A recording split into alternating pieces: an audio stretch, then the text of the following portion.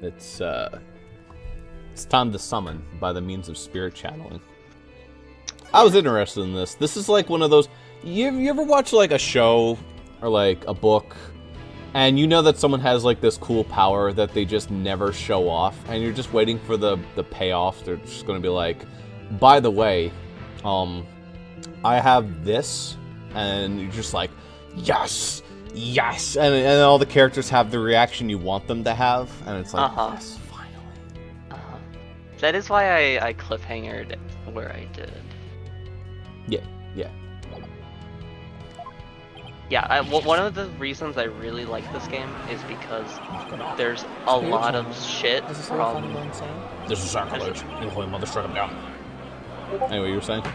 I don't know, did you get possessed? What happened? Well, that text auto-scrolls, so I had to read it. Oh, you have the game open? Oh, yeah. Well, anyways, as I was saying, one of the reasons I really like this game is because it definitely brings back a lot of shit from 1 through 3. Yeah. Especially because it's like a very Maya-centric game. Yeah, and like the DLC case has Larry Butts, for example. Yeah, but I'm talking about like specifically when a character has like a really, really cool power. Like, it'd be like the equivalent of watching like 3 episodes of a show where Joseph Joe Jollian doesn't use his power, and he's just getting hassled for some reason, and then like finally gets his power and is like, by the way, I can do this. Yeah, for sure. I don't know if that's ever happened. Yeah, it has. I mean, across all of the characters, definitely. Peace. Do you have the recording started and all that? Yes. It's been started for 2 minutes. I just forgot to screen share. Gotcha. I'm frankly astonished you even know such a thing. But spirit channeling is a secret art that only Her Eminence Queen Garang can perform. And Her Eminence is far too busy with other duties to perform it at our pleasure. I suspected as much. That means our only hope is...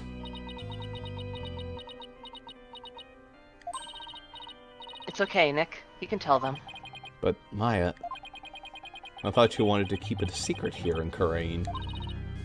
Don't worry. It's not like it's against the law or violates some religious precepts, so... I don't think we'll be punished. At least I hope not. But this is a crucial period for you. It'll decide whether you become Master of Karain. We don't have any other choice, now do we? If I'm found guilty, it'll be a lot worse than not becoming a Master of Karain. Alright. Thanks, Maya. Actually, there is someone here who is capable of channeling spirits. But even her benevolence, Princess Rafa, finds the divination seance to be a challenge. Who could possibly have greater spiritual power than she, aside from the Queen? Phoenix is just like, here it comes. Yes. Yes. That's the perfect setup. Thank you. That would be me. Is this some sort of joke? A Florida cannot possibly have such power. Did you get stung by bees? Yes. Bees, I say. Is this true? Is the accused capable of performing the secret art of spirit channeling? Well, yes. Yes, I can. Now, Your Majesty, we'd like your permission to begin. I wonder who said that. Your benevolence. This is an outrage. An outrage, I say! First you make a mockery of the divination seance, and now spirit channeling? A benevolence speaks the truth. Spirit channeling is a sacred right. Double, I say you should be put to death immediately, yeah? That's Fonzie. Still your voices. Barbed Head, spirit channeling is a most sacred and secret of arts. Are you prepared to face the consequences of what you propose? Yeah. Whoa, well shit, he said yes. Your benevolence, are you saying you approve of their use of spirit channeling? I will judge whether their claim is true. If this is but another of their lies... Haven't lied yet. They shall be executed on the spot. Very well then. Your benevolence? What if the accused accidentally calls forth an evil spirit? Do you truly believe this foreigner is capable of channeling spirits? Oh, no, but I wanted to be sure as I'm responsible for the safety of all present. Well, an inexperienced practitioner could inadvertently call forth a dangerous spirit. But do not fear, for I have a Magatama of parting. With it, I can send spirits back to the Twilight Realm by halting the flow of spiritual power. That's a relief indeed. These foreigners have thrown down the gauntlet. Let us not shirk from their challenge. We must prove them guilty and deliver their last rites. Do I make myself clear, Prosecutor Sadmati? You're going to allow this shit? I mean, perfectly, your benevolence. What the fuck is she talking about? God damn it. What a little shit. Your mother should have Alright, that's a 10 hours of... Very well, the accused may channel the High Priest's spirit. But first we must take a short recess to prepare. We will resume as soon as the preparations are complete. What the fuck are you talking about? Preparations. Until then, this court's adjourned. This is where, like, day 2, part 1 is. I wasn't sure if, that actually is a good enough cliffhanger. I wasn't sure if they were going to immediately proceed, and I was like, I want a cliffhanger before Maya's like, alright, I'm gonna do it. I'm going to fail, Nick. Here it comes.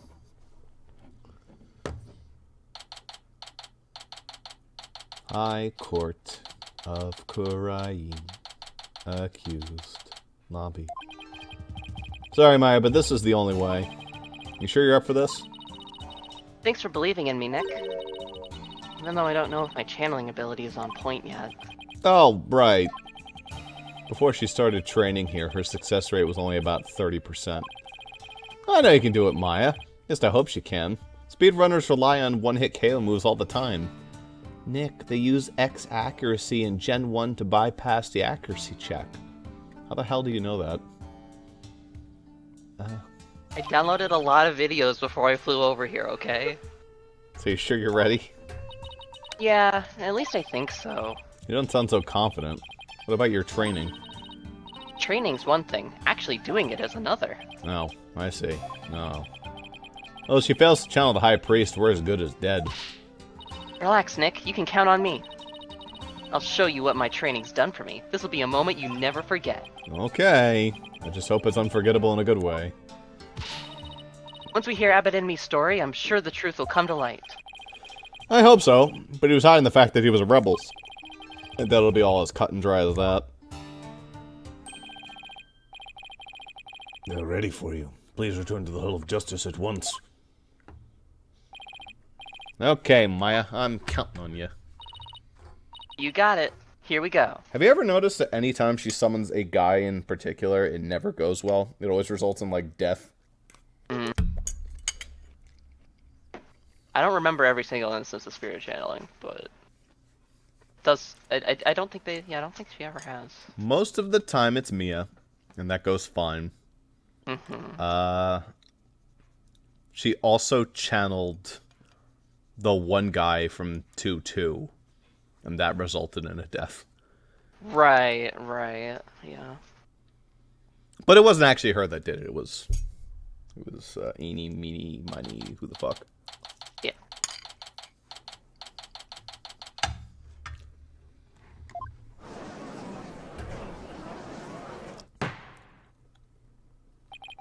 We have received official approval for the accused to channel a spirit here today. Now, if you will, Miss Faye, please proceed. Yes, Your Majesty. Do we actually get to see the animation for this? Can't believe this. Only the Queen's channel spirits. Execute them! Put them to death right now! Any culture that, like, freely promotes chanting death in, like, a public space is probably not a place you want to go. Alright, I'll move out of America. Well, yeah. I've been studying here in Kurain for 2 years now, so that one day I will be the master of Kurain, a village of spirit mediums back home. But first, I shall show you all the fruits of my training in your kingdom. Wow, she seems really confident. A neophyte practitioner such as you could not possibly channel a spirit. Watch, I'm going to eat cereal. I am so confident. Okay, your benevolence. How about this? Okay, your benevolence, how about this? If I That's not me. succeed, will you stop calling me a neophyte? Very well, if you succeed. Oh, I will. Just you watch. Great animation. Oh, okay, here we go. I was gonna say, glad it's actually animated.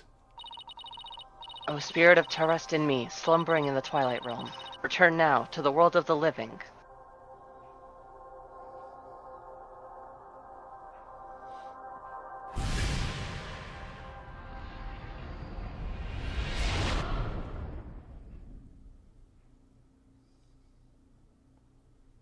I hate it. What do you mean? Who did Taras? Did he ever speak? I don't know if he ever spoke. I mean, I guess I've been doing Maya's voice, so I could do his voice. Yeah, sure. What is this place? Oh my god, kill it with fire! No! This cannot be! Polkunka! It's the High Priest. Yakuza again, channel spirits. I don't believe it. Q's spiritual power is the real deal. Go, Maya. I do not understand. This cannot be. This simply cannot be. I must step out now before I forget myself. Have it in me. Would this be the Twilight Realm? And what of this luxurious maid of hair? The fucking hair flip. Is it perhaps a gift from the Holy Mother for decades of faithful service? This fucking little shit. Uh-huh. Have it in me. My, but if it isn't his majesty, have you too shuffled off that mortal coil? Please do not count me among the dead. It is only you who has passed on. But the spirit medium Maya Fey has brought you back among us today. Why, among us? Acolyte Fey has mastered the secret art of spirit channeling. I suppose that explains these gorgeous locks. When I pass from this world, I too hope to be channeled with a full head of hair. Though it be for the briefest of moments. I give thanks for this splendid coiffure. Praise be to the Holy Mother. However, this kimono is a bit too snug for my tastes, if you would excuse me.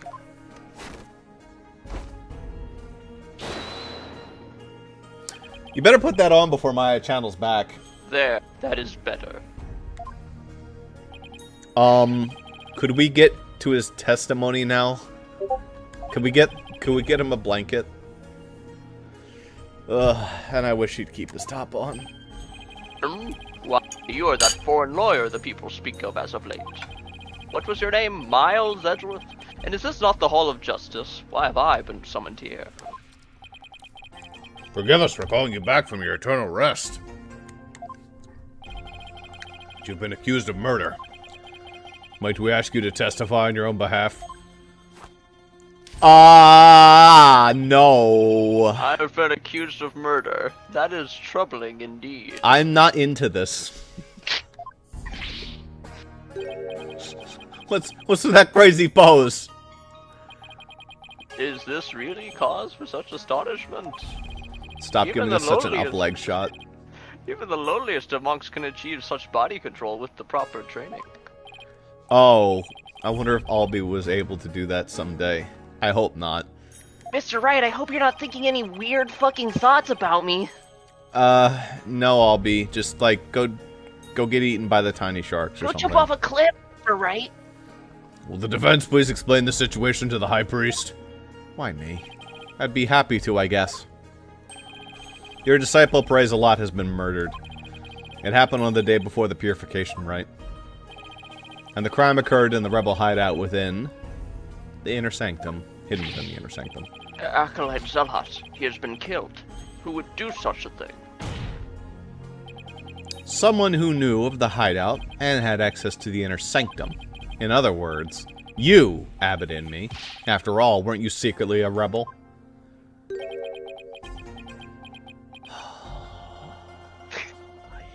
I hate it so much. Oh dear. That's still Maya's body. I hope he doesn't break anything. My monitor turned off for a sec. I don't know if that's my line or not. Turn back on. Piece of shit. There we go. That's the opposite of what's happening to me, by the way. Uh-huh. No, my monitor turned off. As in... I think he masters an advanced prayer pose. He's still worthy of our veneration, even if he is a rebel. Praise be to the Holy Mother. Praise be to the Holy Mother. God, he's hot. I want him. What? Oh my. Have my rebel allegiances been exposed? Not even my wife knew of that. That was a Borat reference. Did anyone see the Borat? It seems to rest in peace is not my fate. What would the Korean version of Borat be called? No, it's just the Borat. That's like the one carryover. It's weird. Why did you, a devout priest of Koreanism, join the rebellion? The High Priest has come back to us for but a brief time, Defense. Shall we not cut to the chase and ask the most pressing of questions? Oh, right. I forgot. Silly me. So, what was your favorite joke from the Borat? Abbott and me, the prosecution believes the one who slew both you and Acolyte Zealot to be Maya Fey, who had been playing the role of Lady Kira in the Wright. I have thought of your question. It was, this suit is not black. That was my favorite. I concur. Being that I was dead until just a moment ago. My memory is a bit hazy. His suit is black. Not. Could you please do your best to remember? Objection! The High Priest says his memory is hazy. It is all coming back to me. It is as Prosecutor Salmati concluded, I was slain by none other than Maya Fey. The High Priest's statement has proven my assertions with regards to his murder correct. No! But what about Acolyte Zealot? You were the one who killed him, weren't you? I know naught about my disciple's murder. Furthermore, I have an alibi of my own. An alibi? Seriously? Seems the testimony defense has been hoping for is working against him.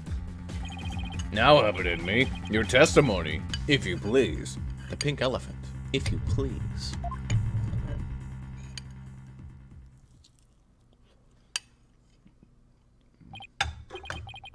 Yes, of course. Ding, donk, donk, donk, donk, donk.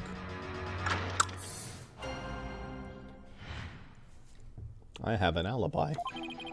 I have an ironclad alibi for the time during which the murder took place.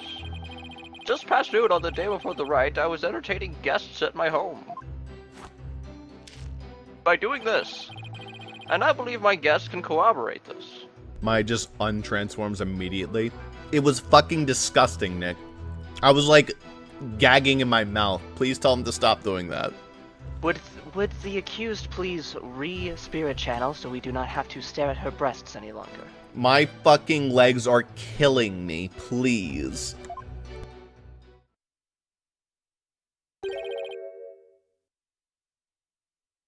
Your gust? It's past noon. It's right about the time that Zealot was murdered. Are you sure about that? Absolutely.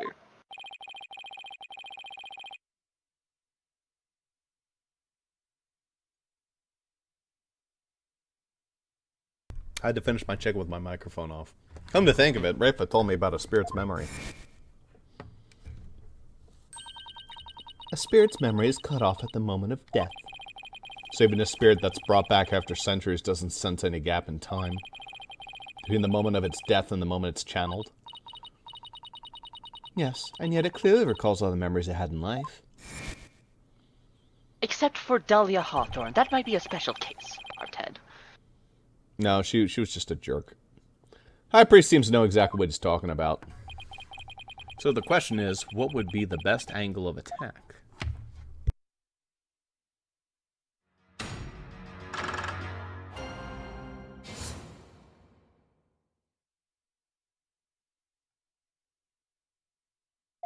Okay. I have no health. Ah, nice. They didn't think to refill it for you, huh? That's fine. It just means I only have 2 fuck-ups. It's like playing Ghosts and Goblins. Mm-hmm.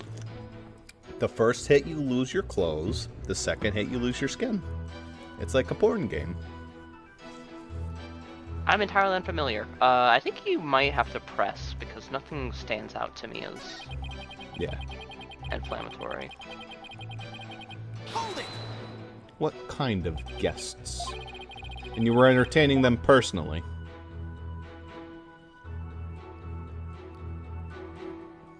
Okay, that's a good prayer pose. Do more of that, please.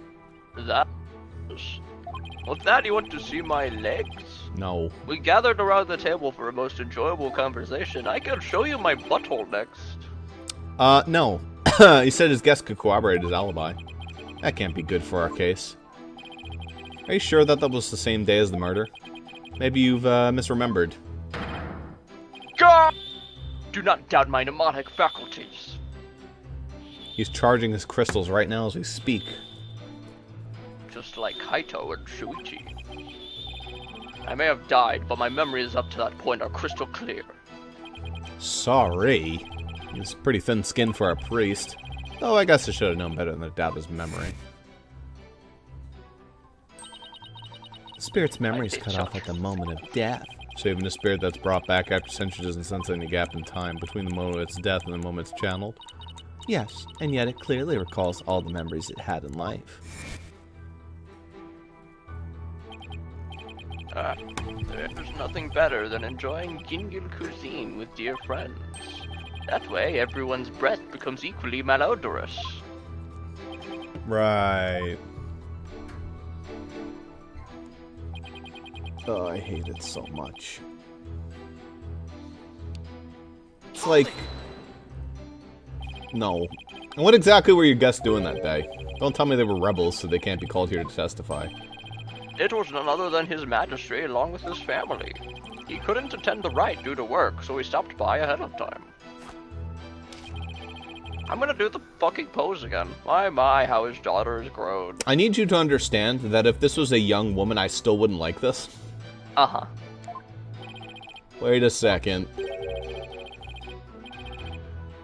Let me set the record straight right now. I'm not a rebel. Thank you for that wonderful meal, Abbot Imni. Lady Inmi's cooking simply cannot be beat. My wife. So there you have it. My wife. What exactly was it? When exactly was his magistrate at your home? It was there from 2 p.m. to 3 p.m. Indeed, precisely the time period within which Acolyte Zalot was slain. Funny coincidence, huh? Yes, and we had a rousing chat concerning the game of Conchu Damal. But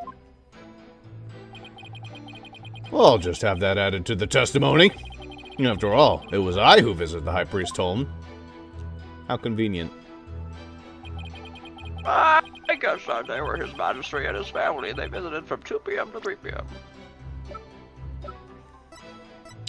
What's the problem here?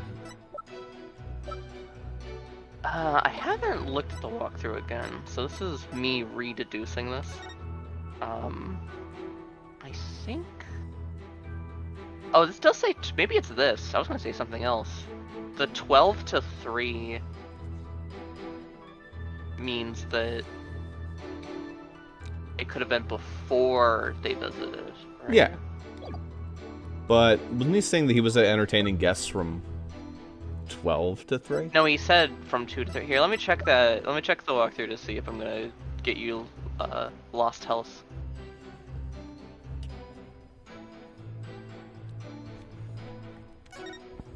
Oh. That's a good point. Okay. So it's not that. It's not that. Okay. Oh, the fact that he's not even in the family photo? No, that's him. Yeah, I mean, that's him, but, like, the judge isn't? I mean... Oh, is he saying that Perez-a-lot was not there? No. Oh, actually, this might be a different... I'm not sure. This might be before then. I don't think it's that. Taken during the Feast of Blessings on the day before the rite. Yeah, this would have been before 2 p.m., I think. Yeah. I mean, this is the day before the rite even began. Yeah. Must be finished by 3 p.m. Yeah, so that checks. Mm-hmm. I think that so you don't spend a bunch of time. You actually need to press another statement. Okay. Your Majesty, are you sure this testimony is completely accurate? As sure can be. Oh, how wonderful it is to finally have my actions be admissible as evidence in court. His Majesty was at my home during the exact time period of the murder. Come, let us put this behind us. I could not have possibly committed this crime. They should make a sequel to Among Us called Behind Us. That's scary. That would be, like, so cool. Like, as a monster, like, you do more damage, or you can only kill someone if they're behind you. I don't fucking know. There's not gonna be a... There might be a sequel to Among Us. There's no real They reason. were making an Among Us 2, like, a few years back, and then the popularity spike happened, and they went, never mind, let's put our resources into making the game that everyone's playing better. Yeah. I mean, there's 3D Among Us, so... Yeah, the VR, yeah. How can you be so sure? What if the clock your watch you're using was off, or you misread the time? There was a clock right near the table, and it had the exact time as on my watch.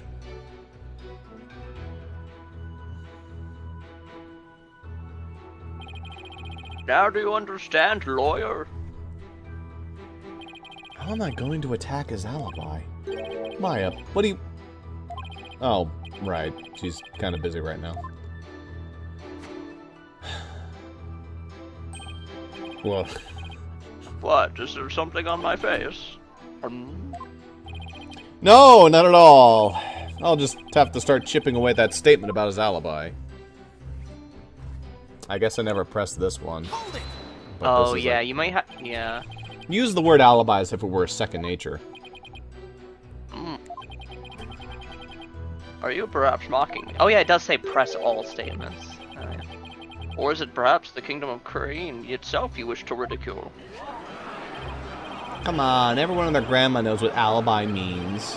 We're all about the country pumpkins here. We have plenty of courtroom dramas on TV. shut the fuck up. Peace, I say. Mr. Wright, would you care to clarify your last statement, you nationalistic pig? Please don't take it the wrong way. It's just alibi is a rather technical term for a priest to use so naturally. Oh, so he thinks we're technical, huh? Oh, sorry. Sorry to use big technical words, Mr. Lawyer. I assure you, I know how to use the term. Do I have your permission to use the term, Mr. Wright? I had even hoped for a chance to do so one day. I suppose that even I, a high priest, am not immune to such trivial worldly attachments. Well, those trivial worldly attachments are kind of pointless because you're dead. What? Oh, I see. Still, he seems unusually calm and composed.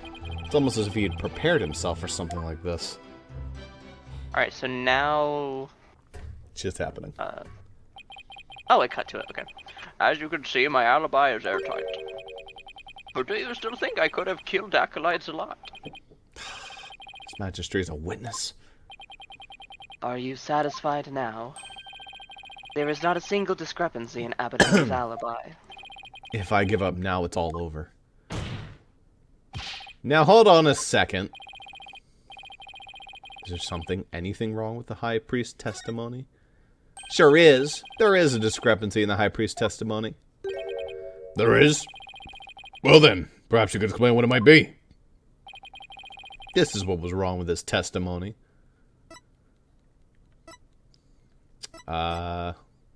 We told him what the time of the... Wait, did we tell him what the time of the crime was? We did not. Ah. I had a feeling. That's kind of weird. After Abbot Inmee was channeled, no one even stated what time Acolyte Zelt was murdered. Well, now that you mention it. Despite that, you claim to have an alibi from 2 to 3. That means you knew that Acolyte Zelt was dead when you were still alive.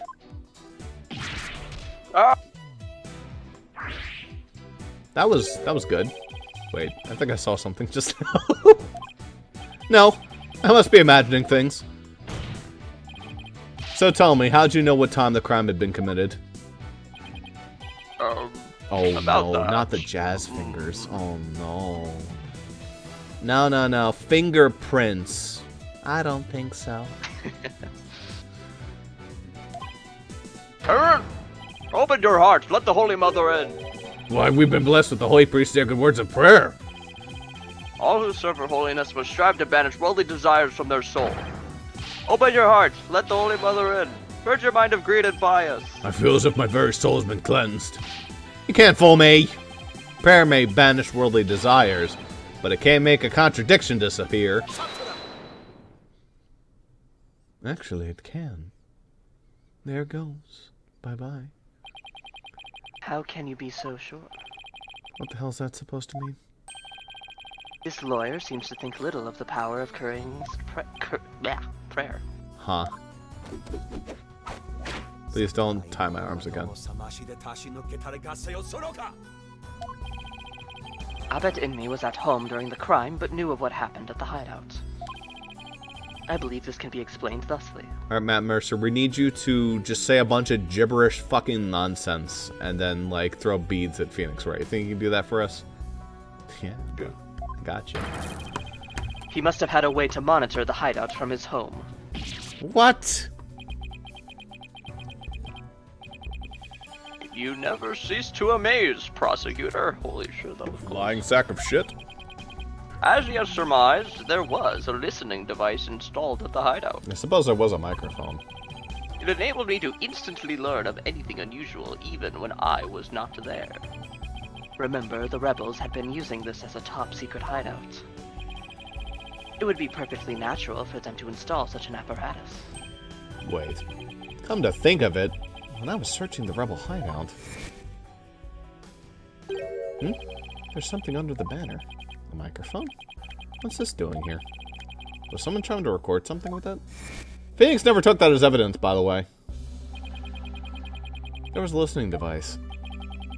It starts recording whenever it detects movement, and I heard just such a recording after His Majesty and his family left. If you look in the desk in my study, you will find the tape in question. Alright then. Bailiff! Yes, Your Majesty! Go retrieve the tape in question from the High Priest's home, and get 20,000 points. Collect the 5 skate letters, and also do an ollie over the railing. Oh! The power of Kuring's prayer is to make a guy do your dirty work. Even a putrid brain such as yours should understand it now. It's like the contradiction really did vanish. Thanks, asshole. We shall ascertain the contents of the recording once we have the tape. In the meantime, I'd ask Abbot Inmee to continue with this test. Amoni.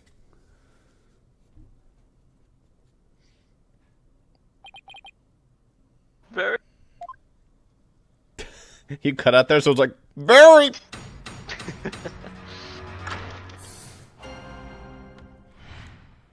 I heard everything. I was entertaining His Majesty and his family when the crime occurred. Stop.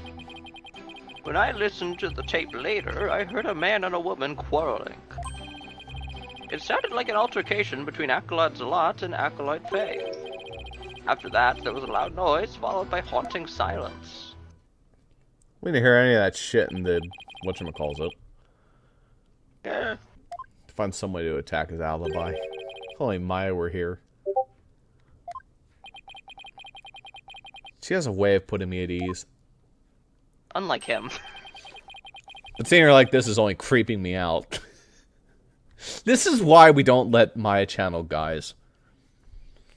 Just like her sister, she can channel her mother, I guess. That's allowed. Fuck her grandma. No. Do what to the accused's grandmother? Her aunt. Sorry, her aunt. Though the high priest was a rebel, he was still a Kurainist holy man. Therefore, take care in your questioning lest you invoke the ire of our people.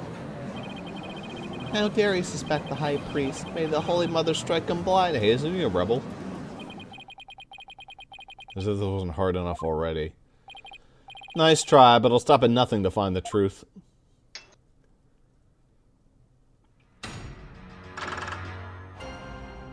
Bing. Entertaining his magistrate and his family when the crime occurred. Oh.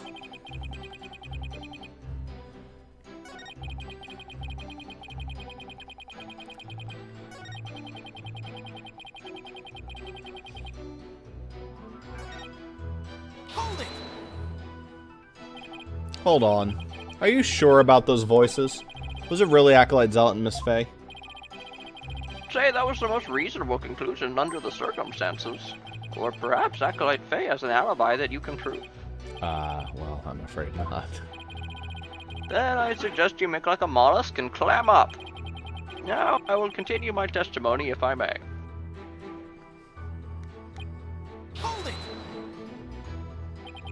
A loud noise, huh? I'd say that's worth looking into. It was a terrible crashing sound. Poor Acolyte Zealot. It must have felt so heavy. It must have been the sound of that stone slab falling over. Should I have him add that statement to his testimony? Yeah, add that statement to your testimony. As you wish.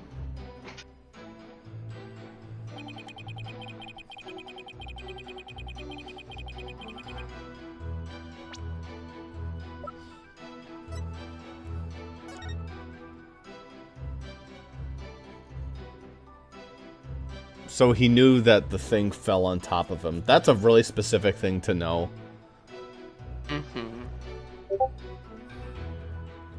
Yeah, I haven't checked, but this might be another one where you just press it. I'm not sure. You believe that terrible crash is connected to Acolyte Zealot's death? Yes, the sound no doubt was poor Zealot's death knell. Such a tragedy, for he was a fine disciple.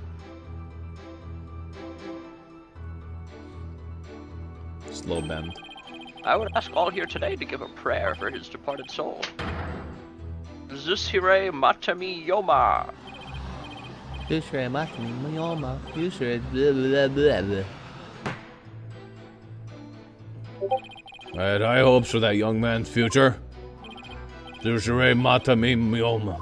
Real matches in. How do I feel like a jerk for trying to do my job now? So all he knows about the crime is what he heard on the tape? And he was with his magistrate and the family at the time. Now that I have proven the soundness of my alibi, I believe it is about time for me to return to the Twilight Realm.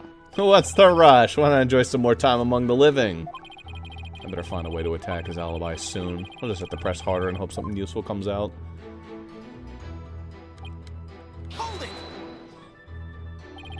You were entertaining his magistrate and his family during the crime. Indeed, my wife Believe was treating them to her wonderful home cooking. My wife. Your wife was there that day? Why, yes, she was in the kitchen cooking up a storm the entire time. Come to think of it, I don't think I saw her at all that day. She takes her culinary duties most seriously, you see. That is why she was in the kitchen cooking without pause the entire day. So the judge never saw Mrs. Inme? Should I have Abbott Inme add that statement? Yeah, sure, fuck it, why not? Add that. As you wish.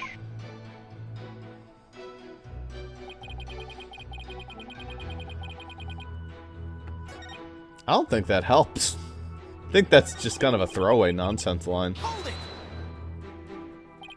What was your wife making that day? The menu that day featured Haitian supplies and miltemot.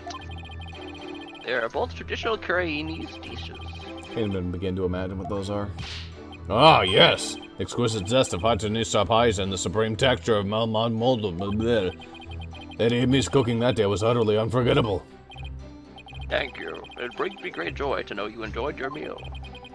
Now, once His Majesty and his family had left... I killed her. What? I said, we had sex. Oh, that's great. Thanks for telling Do you us. add that to your testimony? We had sex, press. What kind Hold of it. sex? Well... Hold it! You heard everything from a recording. Indeed. Each night I would secretly check what the listening device had recorded.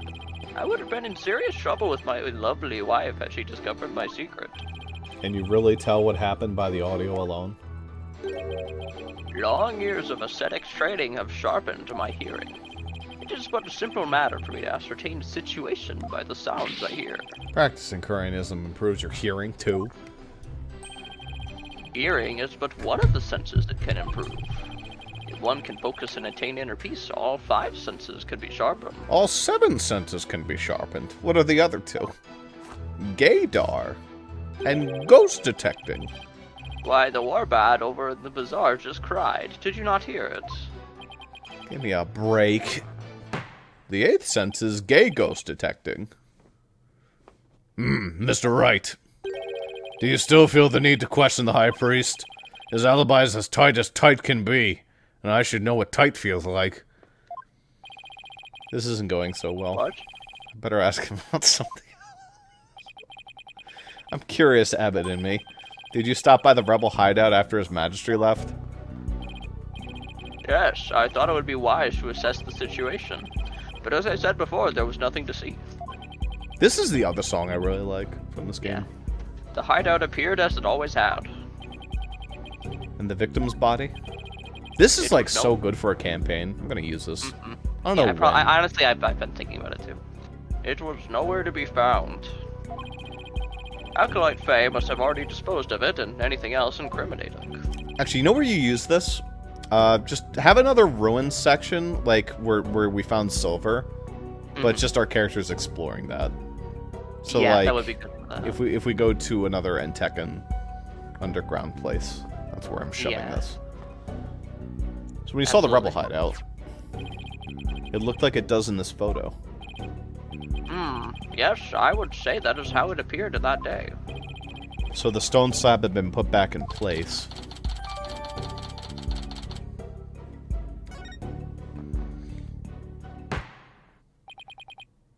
Mr. Wright. It is not time to concede defeat, is it not? No, wait, I just need a little more time. If you insist.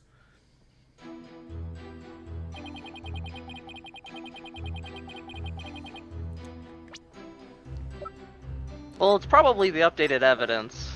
Yeah, this was updated? No, the later. The picture there. It now says that the first picture is how it looked when he checked on it after the crime occurred. Alright, do you notice anything weird?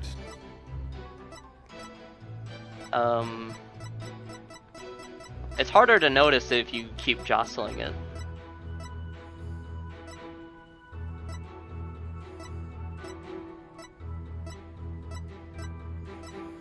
I mean, I could just check the walkthrough. If I scroll down, it'll tell me what the It's okay, I'm good at these. I'm good at what's different pictures. There's not a difference between these 2 photos. Oh. This second photo is just the photo of the luminol test. Okay. So the first photo is what he saw. Yeah. Why is the stone slab up? Phoenix just said that the stone slab must have been put back into position Okay. after the murder. Maya can definitely do that. She's strong enough. Mhm.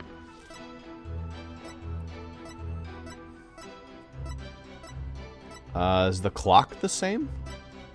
I don't know if that would I think that's probably the one thing that's different, right? Because presumably, It because this doesn't photo look wasn't different. taken.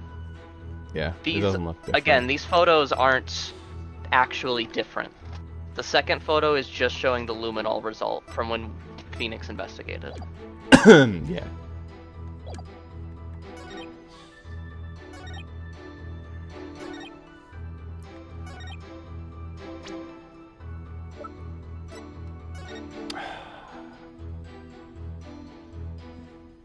What is the problem here?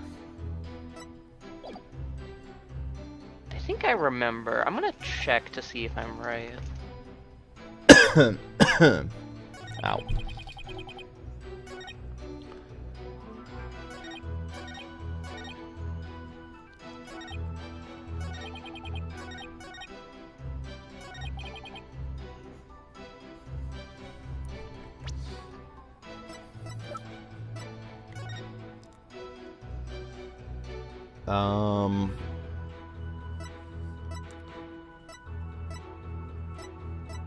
I know it like jumps a little bit.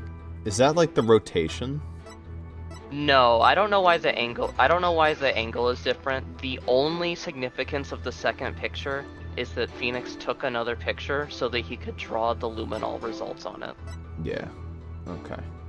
Otherwise, they're identical. So what the fuck am I trying to prove here? Well, it just got updated to say that the room looked the exact same as it did when we found it when Yeah. Tarust went to look at it.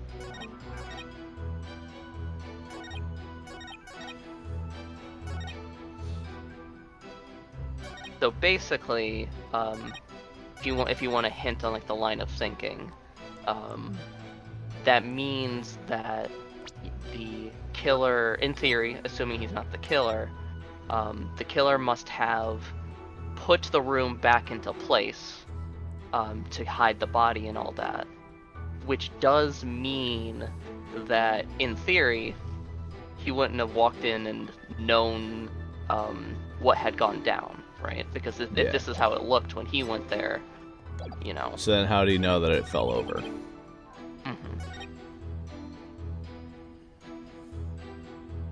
Which one? I got this one. This one. Yeah. Objection! Okay, fair enough. So it was what I was trying to prove earlier. It's just with Basically, yeah. Evidently said, and I quote, "Pours a lot. It must have felt so heavy." Why do you think he felt something heavy? You said the hideout looked like it did in this photo. If so, there's nothing that would lead you to believe that he experienced any heavy feelings. The fact is, of course, a stone slab did fall over onto Acolyte Zealot, impaling him on the Warbat statue behind him. But that was only revealed through her benevolence's divination seance earlier. Will the defense please get to the point? My point is, simply hearing a crashing sound shouldn't have automatically led him to conclude the victim was crushed to death. I still don't see your point. I'm saying that the High Priest knew. He knew that the victim was really killed. What?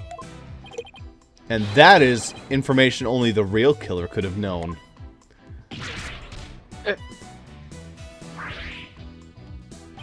I definitely saw it that time.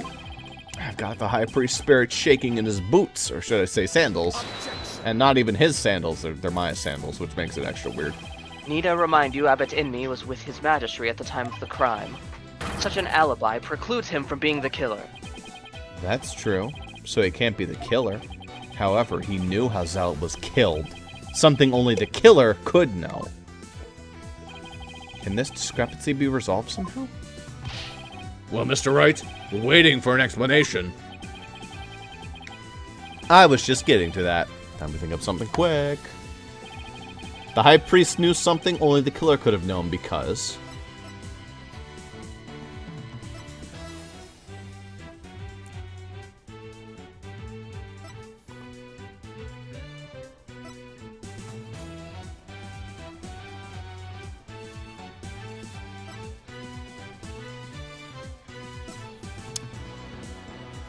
He heard it during the trial. That doesn't make any sense. It basically just, like, opposite of implicates him. He inferred it after the fact.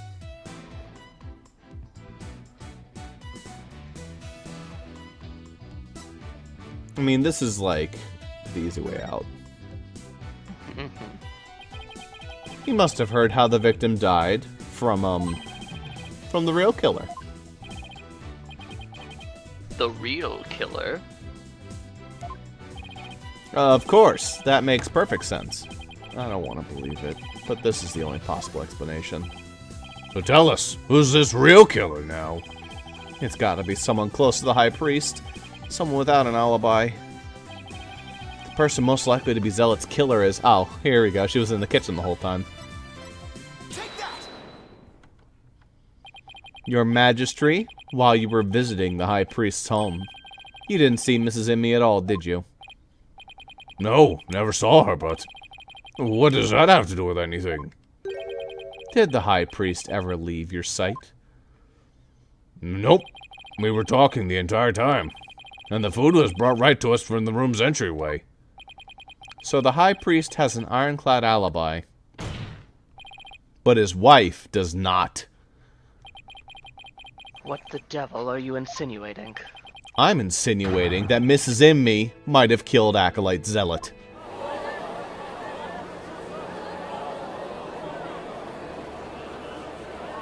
Objection. Bang.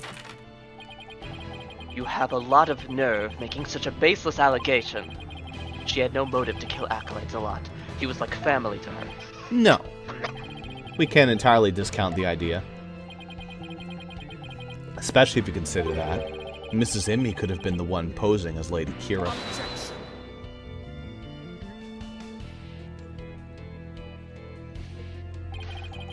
Even a fool must temper his foolishness at times. Or do you truly believe Lady Kira would kill Acolyte Zealot, though he was not a rebel? As we all know, the High Priest was secretly a rebel. It would follow that his favorite disciple could very well be a rebel too. Are you suggesting that Mrs. Immy killed her husband as well? As sad it is to think she'd kill her own husband to rid the kingdom of rebels, I don't think we can rule it out.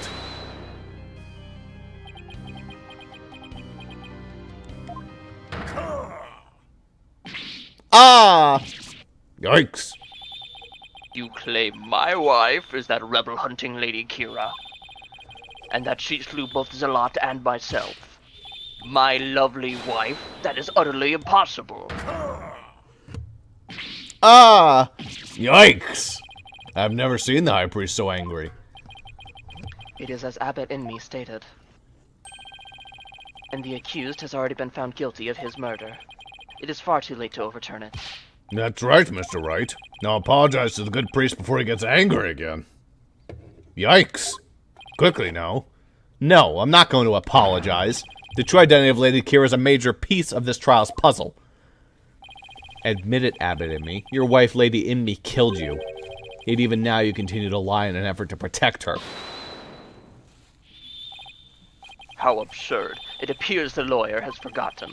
My lovely wife could not possibly battle the rebels in the guise of Lady Kira, for we were blessed by her holiness, and she is with child. Praise be to the Holy Mother. I forgot about that. That abominable Lady Kira figure who slew me and Acolyte Zealot was the accused. This is bad, but I can't just give up now. Don't forget, my client doesn't have the strength to fight rebels either. What the fuck, Nick? How could a weak young woman like her boss? Yeesh. Phoenix. I mean, this is a time where he's actually right to get the bead thrown at him. You foolish oaf of a lawyer. If only you were as blessed as Lady Envy. What?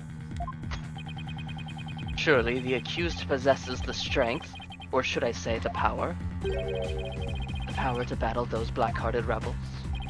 What are you talking about?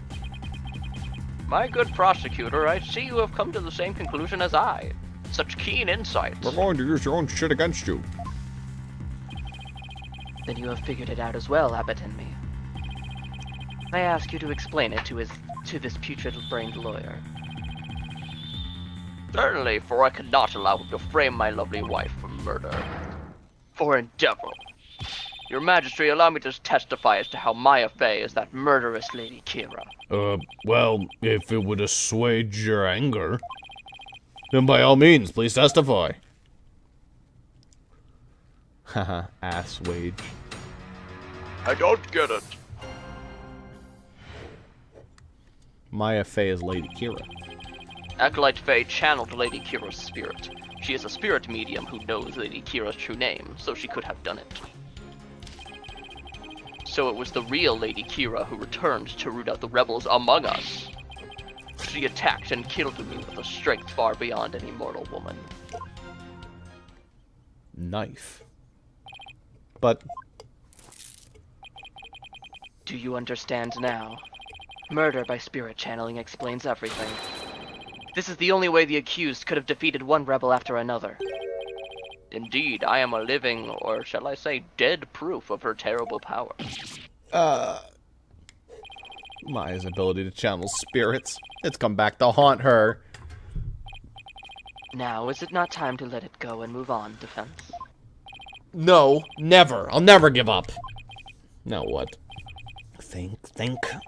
How can I prove that Maya couldn't have channeled Lady Kira? She didn't have her prayer thingy because she left it behind in her room like a dum-dum. Or something like that, I don't know. That might be it. Although it's possible that if she just had read the name before and remembered I it. think you're not allowed to read it until you are doing the prayer thing. Oh, really?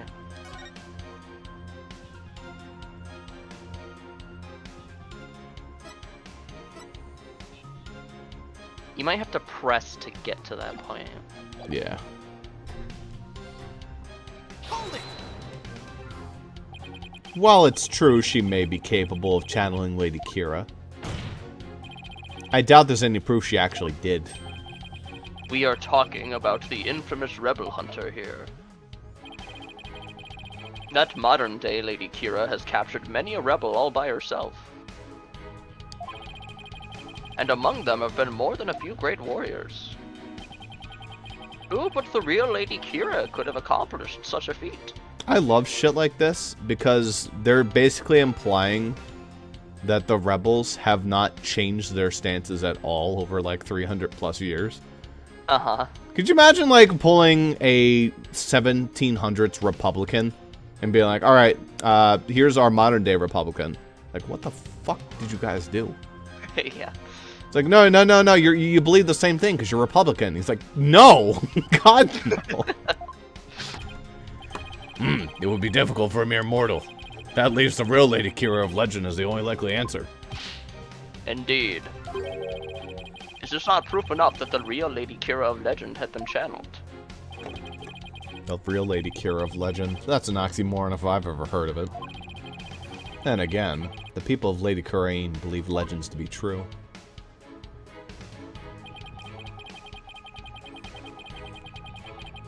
Hold it! Lady Kira is an actual person. Do you really believe there ever was a woman that powerful? One capable of battling rebels and not having their alarm go off to signify that their laundry is done? There is no way to prove that. There were no alarms at the time. Except for the Tomb Punisher. But to doubt the existence of Lady Kira is to doubt Kirainism itself. It is not for us to question, we must simply believe. Yeah, how dare you doubt our legends? You'll regret saying that. You both Lady Kira's gonna drink it out. A lot of children in here. Well, I won't get anywhere until I can refute the claims with some evidence.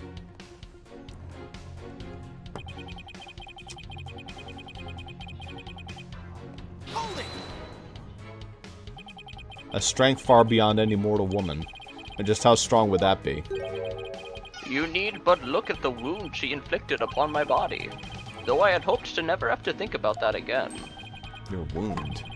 It was pretty deep, and there was a tremendous amount of blood. And while Acolyte Zlot was rather small in stature, he was strong. Nevertheless, he was no match for the sheer strength of Lady Kira. Maya's spirit channeling is proof that she's Lady Kira. This is not good. I have to prove she didn't channel the original Lady Kira. I mean, Lady Kira doesn't exist. Isn't that what we confirmed? That they were made up by the rebels or something like that? No, that hasn't been confirmed. Alright. Wasn't that confirmed? That was a thing they talked about. I don't think so. I could have sworn that was confirmed. You might be thinking of the fact that that the official statement is that Dirk assassinated the old Queen Amara, but Datsarable said that that's a fabrication and somebody else would have killed Queen Amara. I know that, but I could have sworn he said that Lady Kira was also an invention. That Oh, maybe he might have said that, yeah. My client but that's channeled not really Lady Kira? confirmed. Isn't that a little far-fetched? Far-fetched, you say? Terrible Pokemon, by the way. Why, the very fact that I am here proves she has the power to channel spirits. But you've no proof she actually channeled Lady Kira. Oh, but I do. I'd love to hear it. Ow. Okay, so I think we pressed all of them so far.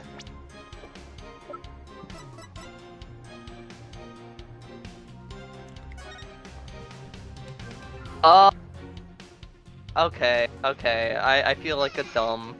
I checked. I remember. She didn't have the Tome of Secrets on her, but That's not necessarily it.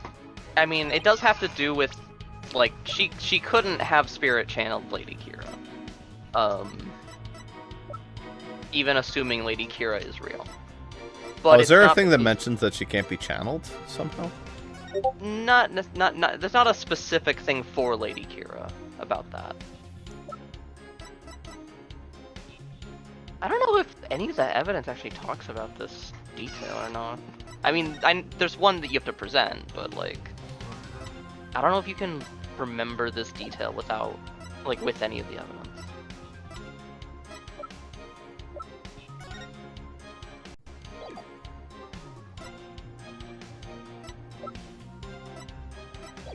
I haven't saved it a little bit, so I'm gonna do that. Just in case it crashes.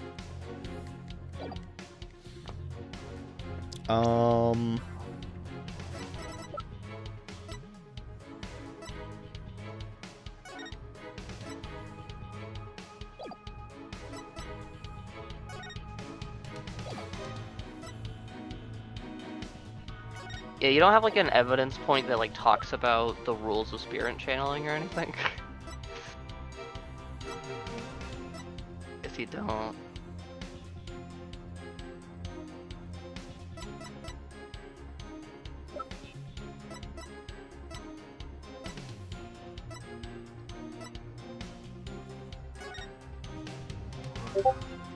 Well, I can remind you of the rules of spirit channeling, although I think it will make it obvious. Hold up. Hold it. Hold.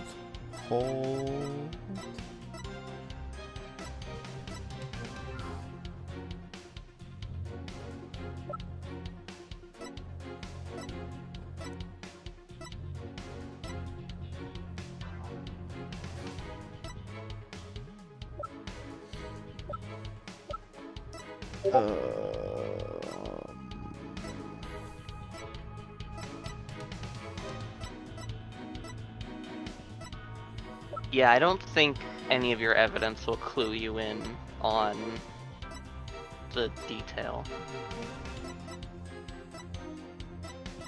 Nice. Technically one could, but it doesn't declare the detail. You just have to, like, remember the detail because it's related to the evidence.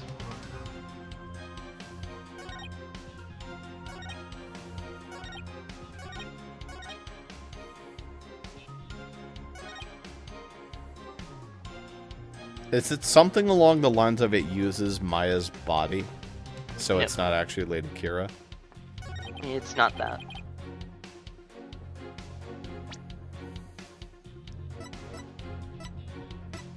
Is it something to do with, like, they have to agree to come in order to be channeled? That might be a thing, but it's not the problem here.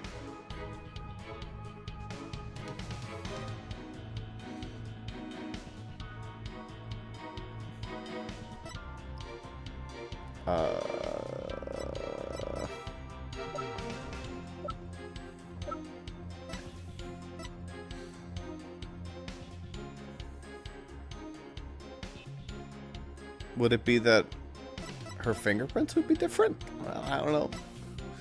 It's not that. You're on the right track. It has something to do with, like, kind of. I mean, it doesn't have to do with Maya's body, but it has to do with spirit channeling. Specifically, what Phoenix is trying to prove is why Maya cannot channel Lady Kira. Yeah. I mean, yeah. Rather than, like, something about, it's not like an if she did, then blah blah blah. Does she need to know her last name, too? She doesn't need to know her last name. Does she have to have met her? Doesn't have to have met her.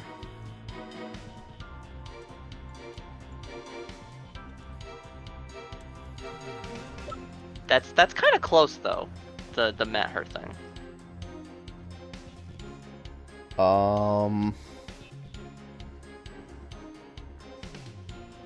It's possible you will not even remember that they established this.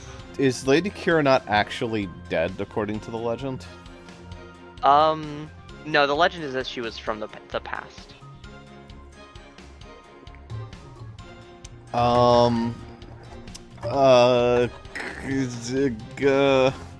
Again, saying, like, the thing about meeting her is on the right track.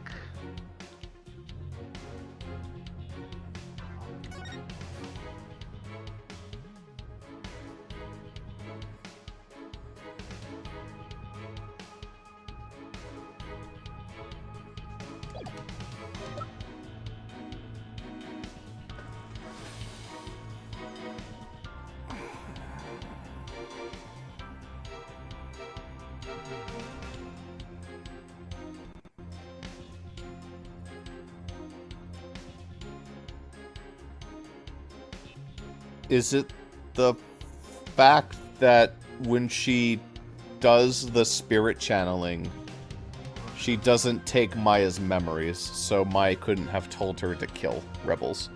No, because she could have just done it anyways.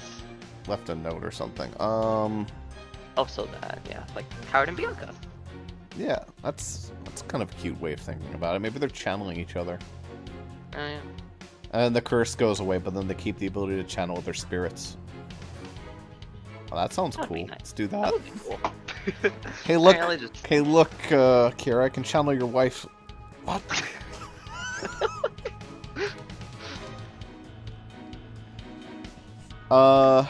That's kind of already what a share does, but through Mm-hmm.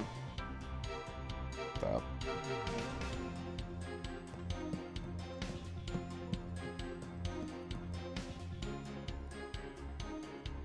I will specifically say, and I'm not giving it away, but there are two specific rules of spirit channeling.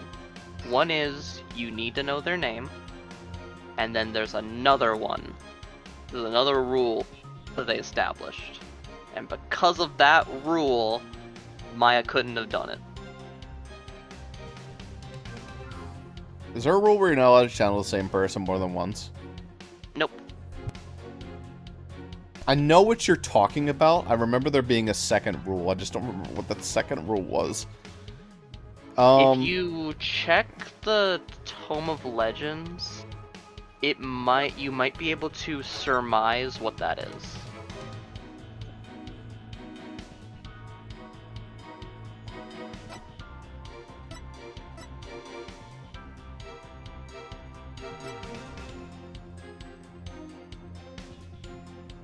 You have to be able to speak the name, I guess? Well, she can speak the name, even if it's unforgivable in the culture. That doesn't stop her from doing it.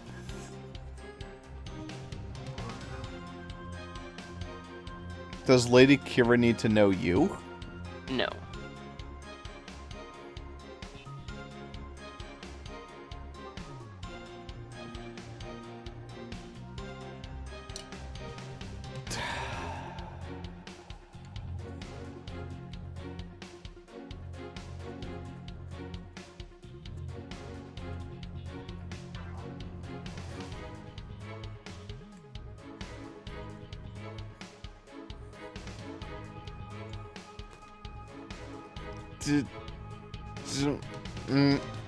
Fuck. The controller fell. Does she have to be holding an effect? No.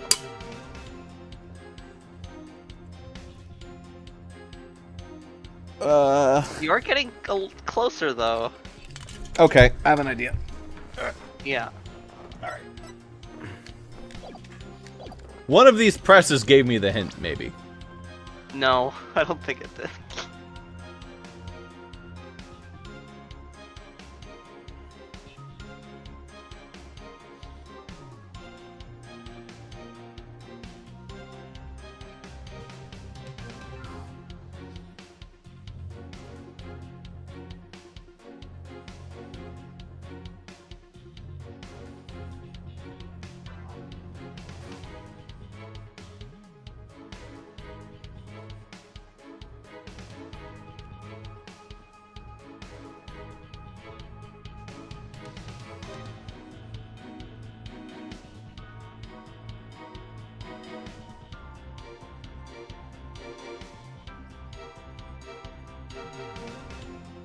They really should have this somewhere.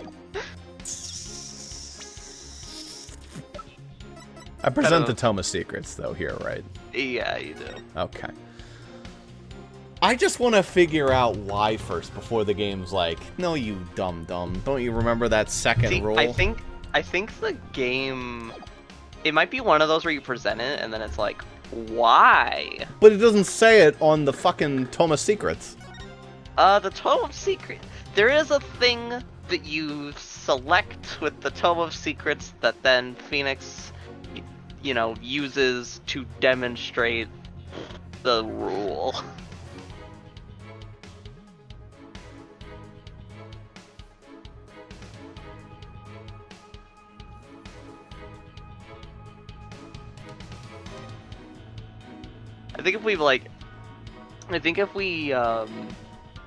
I think the only reason I got this in my playthrough is because I did each chapter in one sitting.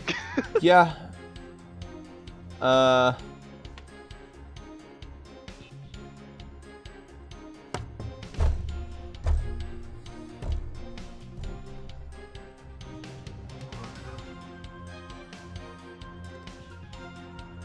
You know Pretty Boy's brother from the fourth game? Apollo? Oh, you mean Clavier's brother? Yeah. You know, when he gets defeated, he just raises his arm and the ground tremors, and he just slams his fist on the. That's me right now.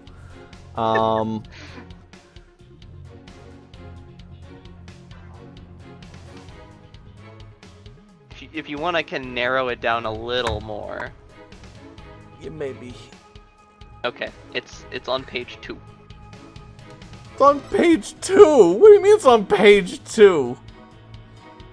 Again, it doesn't say the rule in text, but the thing that you'll have to point out is on this page.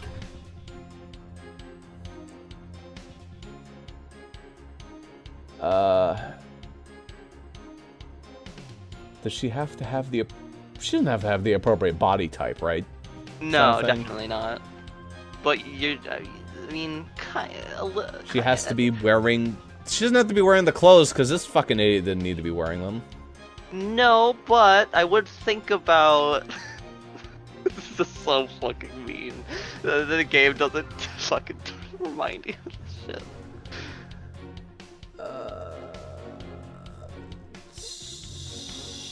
She has why the mask? Why would the mask have anything to do with anything?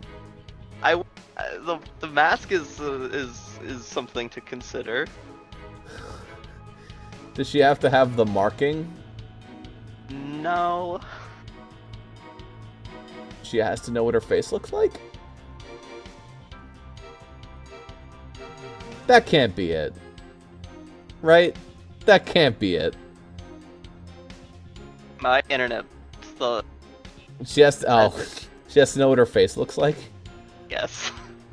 That's it? Yep, that's it. Oh, you have to have a picture of the spirit. Okay. Okay, alright. Alright, okay. Yeah. I thought I mentioned something similar. She has to know what they look like, right? She has to know their face. Objection! Okay. The Tome of Secrets is only given to the priestess who performs the purification rite. Is this your proof that my client could have channeled Lady Kira? Yes, indeed. For it contains the true name of Lady Kira, a secret only revealed within. Abbott and me. I'm afraid you're mistaken. This couldn't have been used to channel Lady Kira. What nonsense! Mr. Wright, would you care to explain? Without damning us all? This is why my client couldn't have channeled Lady Kira. Take that! Lady Kira's face is hidden behind a mask in the Tome of Secrets. You need both a name and a face to channel a spirit. They fucking went through that like so damn fast. It can't be. Without a face, it would have been impossible for my client to channel Lady Kira. Oh my. Impossible. Therefore, the claim that she became Lady Kira by means of spirit channeling is patently false. Gah. And with Lady Kira out of the equation, my client had no motive to commit murder. But then, who is the rebel hunting Lady Kira we've been reading about in the paper? Yes, who is this other suspect, if indeed there is one at all? Bang. Let us hear the defense's brilliant deduction. Think. The true identity of Lady Kira is the key to solving both murders. I thought Mrs. Emmy was suspicious, but her pregnancy takes her out of the running, I guess. And Mr. Arable is a rebel, so that doesn't make any sense. That leaves us with, Mr. Wright, you have that look again. The one where you have to say something, but you can't figure out what it is. This is my chance to really turn up the heat. I'll just have to stir the pot till something floats to the top. Your Majesty, I know who's been posing as the rebel hunting Lady Kira. You do? Are you sure about that? Yes, completely. I sense that I may regret this, but please go on and explain. Thank you, Your Majesty. This is who's been posing as the rebel hunting Lady Kira. She can spirit channel, can't she? Well, apparently she's disqualified because she's pregnant. But she was channeling her husband and pretending to be her. I mean, she was pretending to be him. I think she but can channel. It's not her.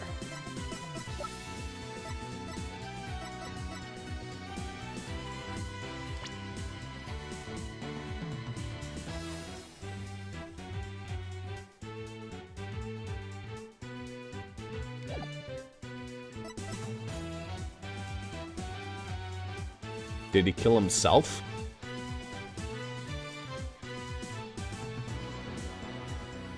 He didn't necessarily kill himself, but He's been that running around doesn't- killing. but that doesn't mean that he couldn't have been Lady Kira. It would just mean that Lady Kira didn't kill him. The true identity of the rebel hunting Lady Kira we seek is... Praise a lot. What's this? The High Priest's murdered disciple was Lady Kira, you say?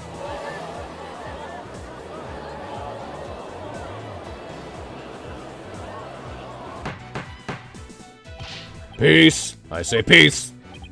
The defense will continue. Yes, Your Majesty. I whittled down the list of suspects until there was only one left. But a process of elimination is not the same as solid evidence. I assume you have evidence to back up your claim. Yeah, of course. I will have some in a moment, that is. At least I hope so. I wasn't Lady Kira, and neither was Mrs. Emmy or any of the other possibilities. I leave Zealot, and I have the evidence to prove it. The evidence that proves Acolyte Zealot was posing as Lady Kira is this.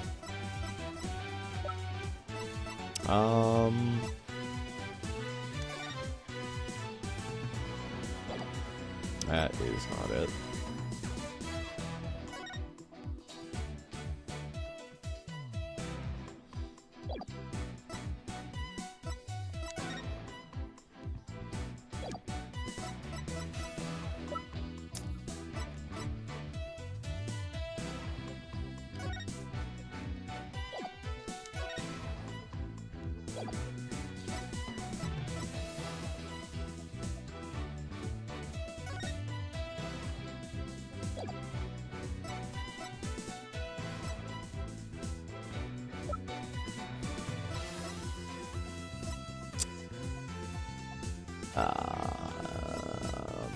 Let me know if you want any narrowing or hint.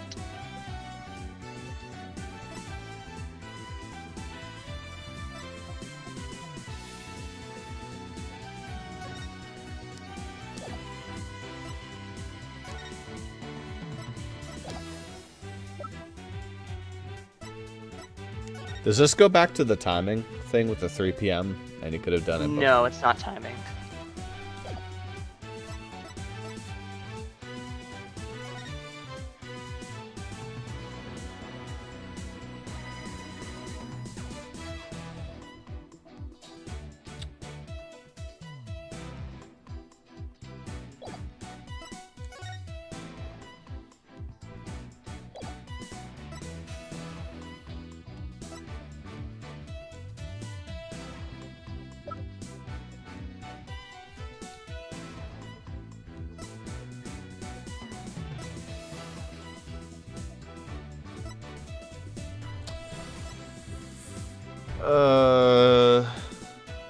Only someone capable of entering the pre-show period of it. Well, that would do it. Yep. Take that! This is what proves that Acolyte Zealot was Lady Kira. Lady Kira's warning letter. How absurd. What could that possibly prove? Prosecutor Sadmati. You stated this warning letter proved that my client was Lady Kira. And the reason you gave this was that the High Priest's house was locked tight. But there was another member of the family who lived there. Therefore, Acolyte Zealot could have delivered the warning anytime he wanted. What is he talking about? That's just not possible.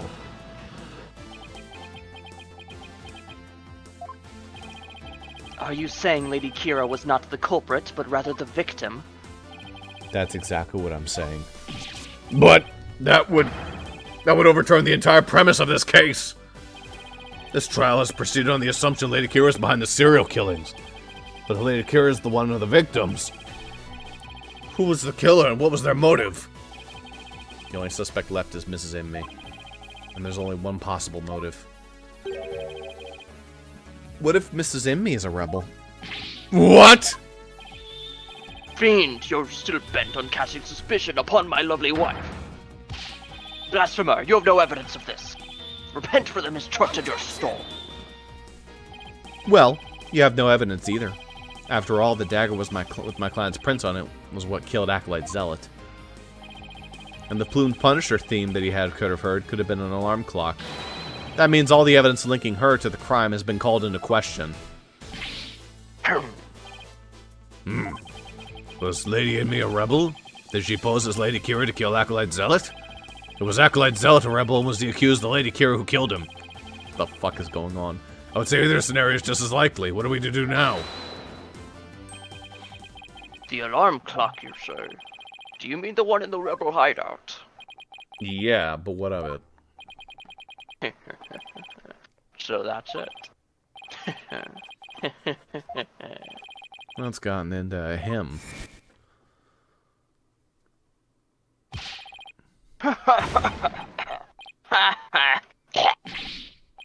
Yeah, but Inmate, just what is so comical?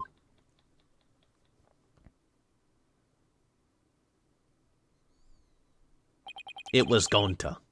Forgive my outburst. That has simply tickled my funny bone. What did? Your legs snapping? The theme song came from the Plumed Punisher clock, you say? That alarm could not possibly have gone off. And what makes you say that? The clock was working just fine the last time I checked. Try using your head for a change. Would not the existence of a secret hideout be given away if an alarm kept going off? Wait, you don't mean...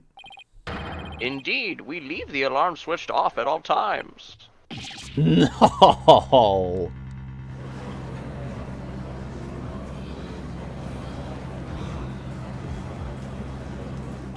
No, in that case. I am sad to say that the defense's claim does not hold water. Would you care to respond, Mr. Wright? Oh, well, this really can't be happening. Not now.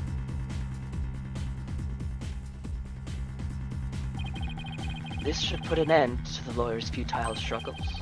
The theme song the victim heard was from the accused's strap, just as we suspected. Therefore, the accused is the rebel hunting Lady Kira and the victim's killer. I need an opening. Something I can raise an objection to. That Plumed Punisher theme song Acolyte Zealot heard in its final moments. I too heard it by way of the listening device. But did you really? If you had heard it, why didn't you testify to that fact before? Is it not obvious? I did not know such a tune could become a key matter of dispute. Yeah, the matter of the theme song came up before Abademi was channeled. Oh, right. Well, then, what if he's lying about the clock's alarm being switched off? Miserable wretch. That would be a pointless lie, one easily disproven. If you check the clock, you will see that the alarm is, in fact, switched off. Come to think of it. What a fine item. And this switch, if I'm right. We set the switch back into the off position before we left. I remember hearing it clearly. Those distinctive taiko drums in the intro are etched into my mind. They went... Donk, donk, donk, donk, donk, donk, donk, donk. Dun dun dun dun dun dun dun. Distinctive taiko drums in the intro. This trial's gone on far too long. Shall we move ahead to the verdict phase now? By all means. And let us also return Abbot and me's spirit to the Twilight Realm. Before I go, let me say a word to my darling wife. Oh my god.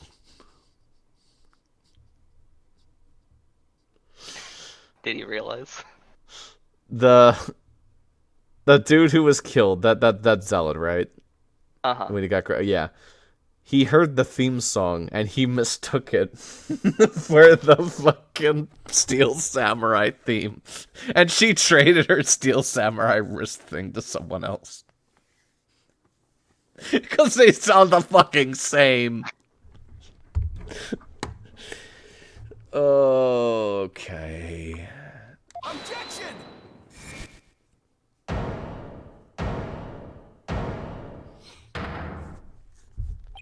Now hold on just 1 minute. If my boyfriend has not whispered such sweet sounds in my ears every single night for the past 7.5 years. Your Majesty. Yes? The High Priest's statement is inconsistent with a certain piece of evidence. It is? Still you writhe in defiance of your fate. The very sight reminds me of a tortured soul writhing in flames. You won't be saying that once I show you the evidence. Now all I have to do is pick the right one. This piece of evidence is inconsistent with that statement about the taiko drum intro. Take that! This fucking slams on the table. This is what's inconsistent with this statement. My client's plumed Punisher strap. What does that have to do with anything? That's not the right taiko drums. It plays the Plume Punisher theme song, and here it is. The theme to the Plume Punisher War of the Neo-Twilight Realm.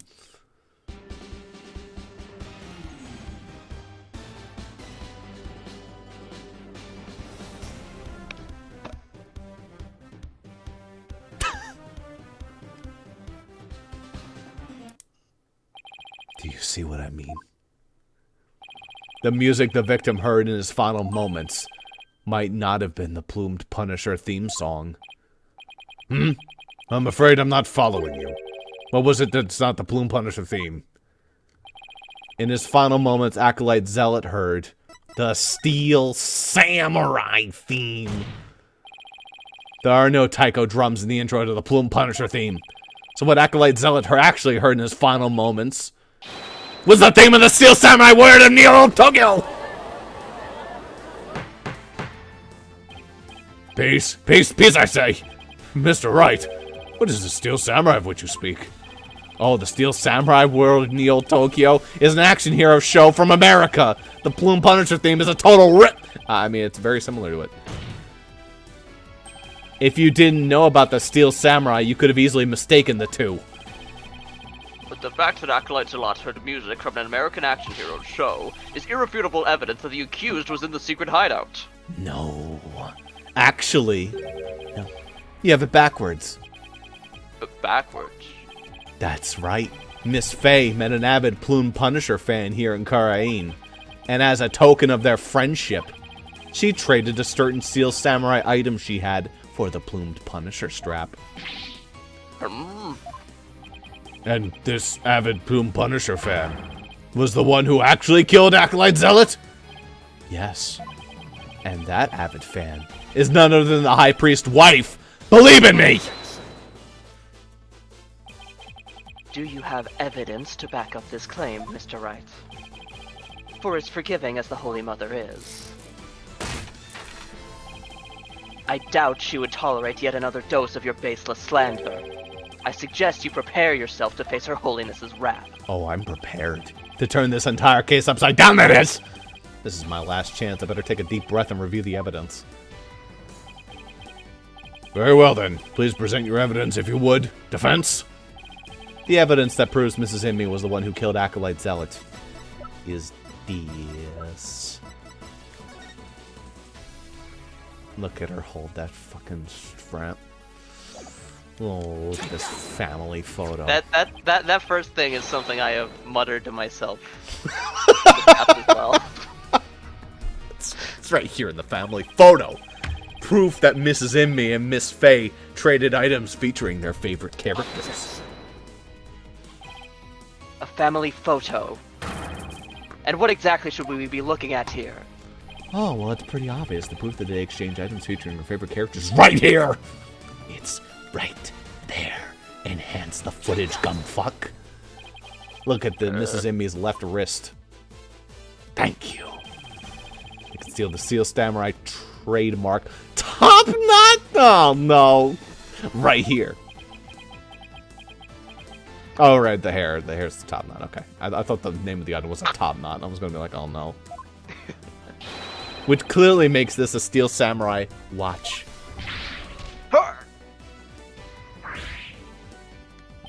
Why? I never knew your wife had such hobbies happening me. Straps? Wow. This family photo was taken right before Acolyte Zealot was murdered. By that point, my client had the Punisher strap, and Mrs. Inmee had the Samurai watch. Punisher strap. God, I wish.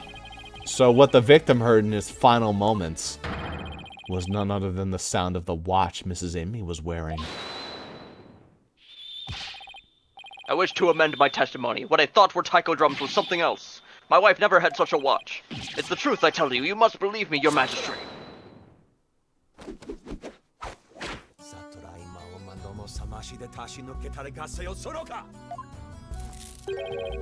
Be not deceived by the defense's lawyerly chicanery.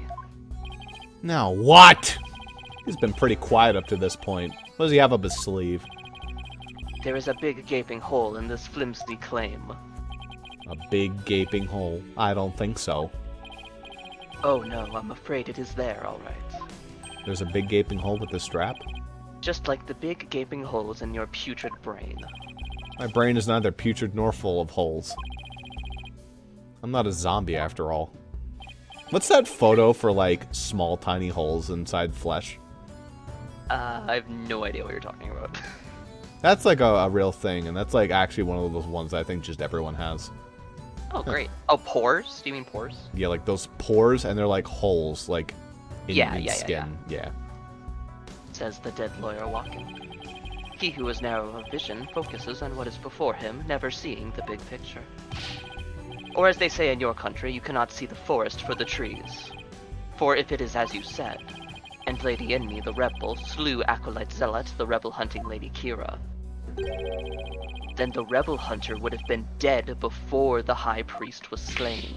Ah, that means the High Priest could not have been slain by the rebel hunting Lady Kira. How could I have missed that? Bang. So tell me, who are you going to say killed the High Priest now? No.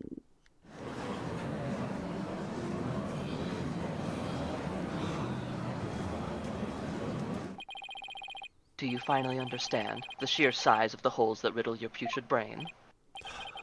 I'm in hot water now. I don't have any other suspects in High Priest murder. You mindless zombie. You should have begun your journey into the Twilight Realm long ago. Now let it go and move on. No, I'll never give up. I just need to think things through and figure out who really killed the High Priest. Ah, classic. If Acolyte Zealot had been Lady Kira, he couldn't have killed the High Priest. So the question is, who did? Maybe we can get to the bottom of this by reviewing the events of this case in order. What evidence could tell me something about the crime scene before the murder?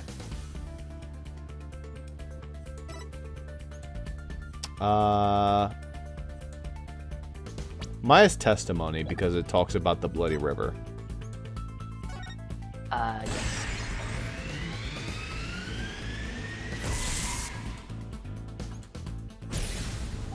Alright, Maya said that the spring had been stained red before the rite even began. The spring was already red before the High Priest's murder because of Zealot's blood. Because he was the one who was, bonked. The spring was stained red by Zealot's blood. That's right. Zealot had been killed in the rebel hideout the day before the rite, and his blood had flowed into the spring. Wait a second. The High Priest knew that Zealot had been killed in the hideout. So why didn't he report it to the authorities? Maya had been the killer. He could have easily had her arrested on the spot. Why didn't the High Priest inform the authorities right then? To keep the hideout hidden.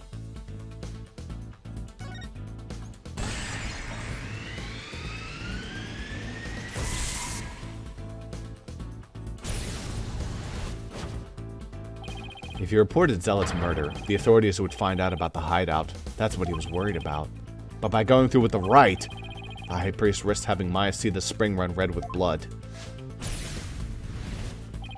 Why did he have to go through with the rite? Did he want to?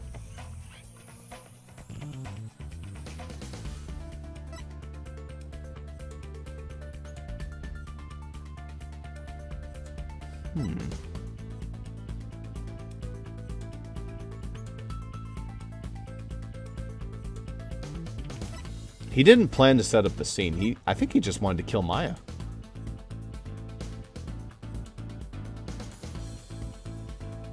But then where would he hide Maya? And he'd be like the lead. Yeah. No. Set the scene. He wanted to set up the crime scene to conceal the hideout. But how was he planning on concealing the source of the blood in the spring?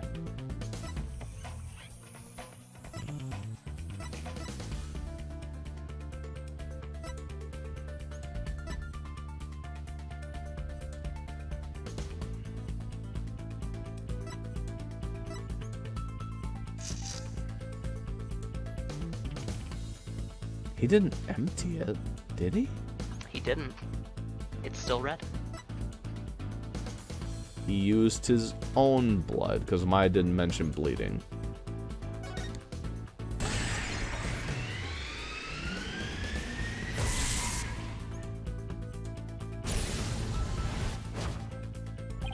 He concealed the source of the blood with his own. That was how he kept the rebel hideout a secret. It's all starting to fall into place. I know who killed the High Priest. It was himself.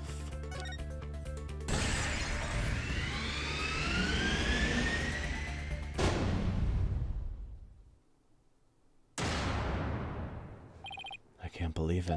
The High Priest took his own life to keep the rebel hideout a secret.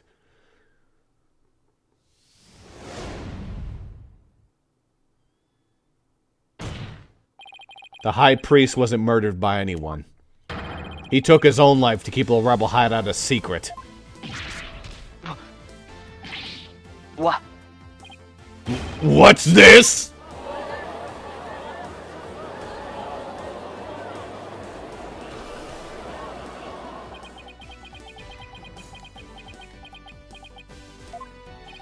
The High Priest committed suicide. I've never heard of anything more absurd. The lawyer has placed a stain on the good priest's death with his putrid brain. Its putrid gaping holes are as large as the hole in his logic. What hole? Bang. You still fail to understand. You truly cannot see the forest for the trees. You claim the High Priest took his own life. But have you considered who brought the dagger to the Plaza of Devotion? Ah. After the High Priest was killed, the dagger was thrust into the Acolyte Zealot's dead body. Only the accused Maya Fey could have done that.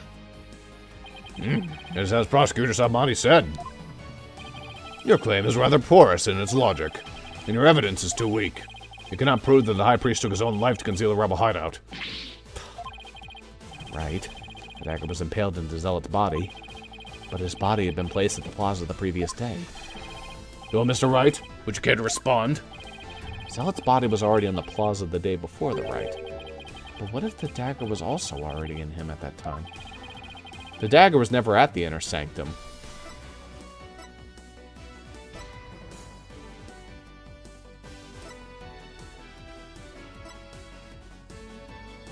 Moved by Tara's soul? What the fuck does that mean?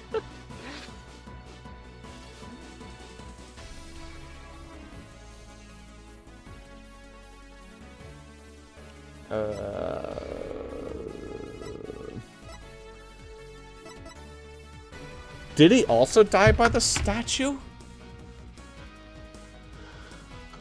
Well, it probably wasn't moved by Maya or his own soul. This fucking statue is the real serial killer. Of course. That's it. What is it? There was no need to move the dagger if it had already been stabbed into Acolyte Zealot's body the day before the rite. What? So that means... What does that mean? It means the dagger wasn't the weapon that took the High Priest's life. But no weapon was ever found at the inner sanctum. If you will not listen to reason, then I insist you prove your assertion. Show us what you believe the real murder weapon to be. Well, the real murder weapon? I've got nothing, but I know there had to have been a weapon there. Maybe if I think back on the trial thus far, I'll spot the clue I need? Well, would the defense care to tell us what the real murder weapon is? This is what really killed the High Priest.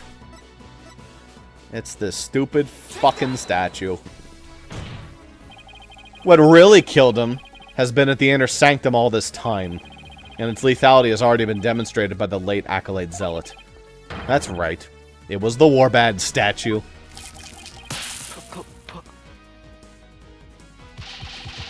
Hokunka!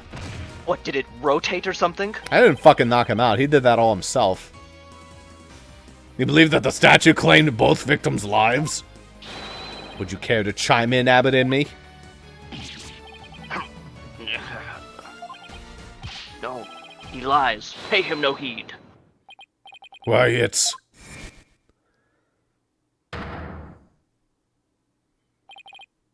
Lady and me. Darling, don't you think this has gone on long enough? Believe, no. Your Majesty, my wife knows nothing. Please, Abbott and me, let your wife speak. Now, Lady and me, please continue if you would. It's that time again. And what time would that be? 2:30 in the afternoon. The time my husband conducts his daily prayers. And the time Pare was slain.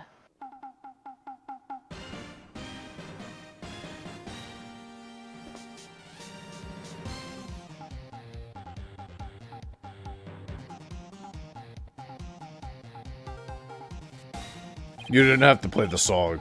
That sound, it's the Steel Samurai alarm.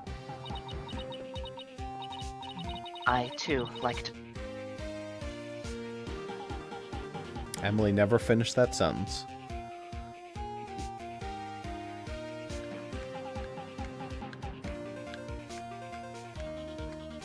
Ah, good. Internet. Yeah. You said like did you- 2/3 of the line. Great. So. I, too, You liked just to start pray like from a third of the way in the line. at the same time as my dear husband. Yeah, that was actually about the time. So, I set an alarm to remind me each day, but I had no idea it would come to this.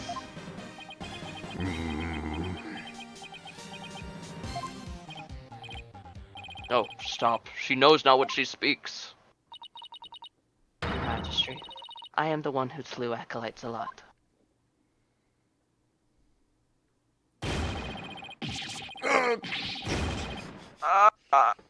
Call me up there.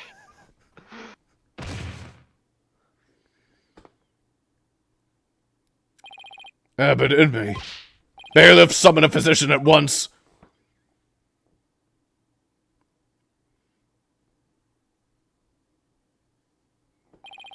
The physician is now attending the high priest, so there's no need to fear. Now let us continue. What about the half of him called Maya that's still among the living? Mrs. Hinme, will you please tell us everything you know? The truth is, I am a rebel, just like my husband.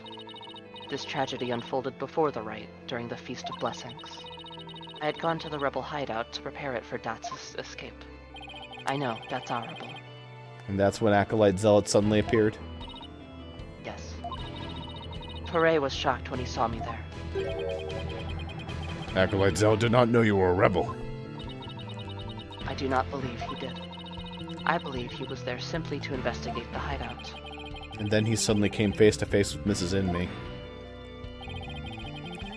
So the true identity of the rebel hunting Lady Kira was Pare Zealot? Yes. He was a member of the secret police, serving directly under the Minister of Justice. The secret police? Oh no. And this is what he said to me. I can kill rebels with impunity. The Justice Minister has my back. He was using his position within the secret police to deal us rebels a heavy blow. But murder sanctioned by the Crown is still murder.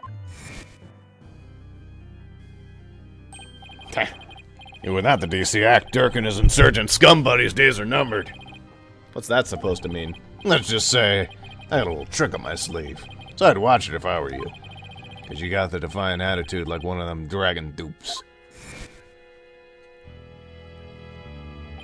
The trick up Minister Inga's sleeve was Lady Kira. No, this can't be. My father would never... This must be a bolt out of the blue for Rafa. This explains why Acolyte Zealot abandoned his real name. Yes. He even went as far as covering up the tattoo that all Kuraina's clergy members receive. Lady Kira was a member of the secret police. That explains why no order was given to investigate her attacks. Guess I'm not alone in hearing this for the first time. But this cannot be. Is this true? The Justice Minister is sanctioning state-sponsored murder? You people are fucking encouraging it! Peace. Now, Lady and me, please continue. Pare suddenly lunged at me. That's when I pushed the stone slab toward him with all my might. But I never meant for what happened next to occur.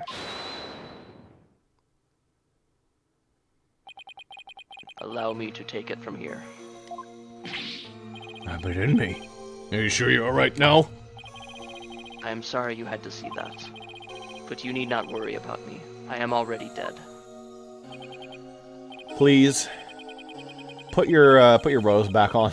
And then we need to know what's important, and we would have taken your own life. After I learned that my wife had accidentally slain Salat, I chilled his body with snow to make it seem as if he died more recently than he did. Then I later moved it to the Plaza of Devotion and inserted the dagger into his wound. The plaza was empty at that time, for it was before prayer time had started. Finally, I placed his body in the prayer pose. knowing that no one would notice anything was wrong until the rite had concluded. It's perfectly plausible that no one would disturb him if he seemed to be praying. We do treasure our prayer time, after all. All this could have been avoided if you just, like, sidestepped the giant rock coming towards him. Yeah. So you admit you tried to pin this crime on Maya Fey? Yes, this was all my doing. I never told my wife of my plan, for surely she would have tried to stop me.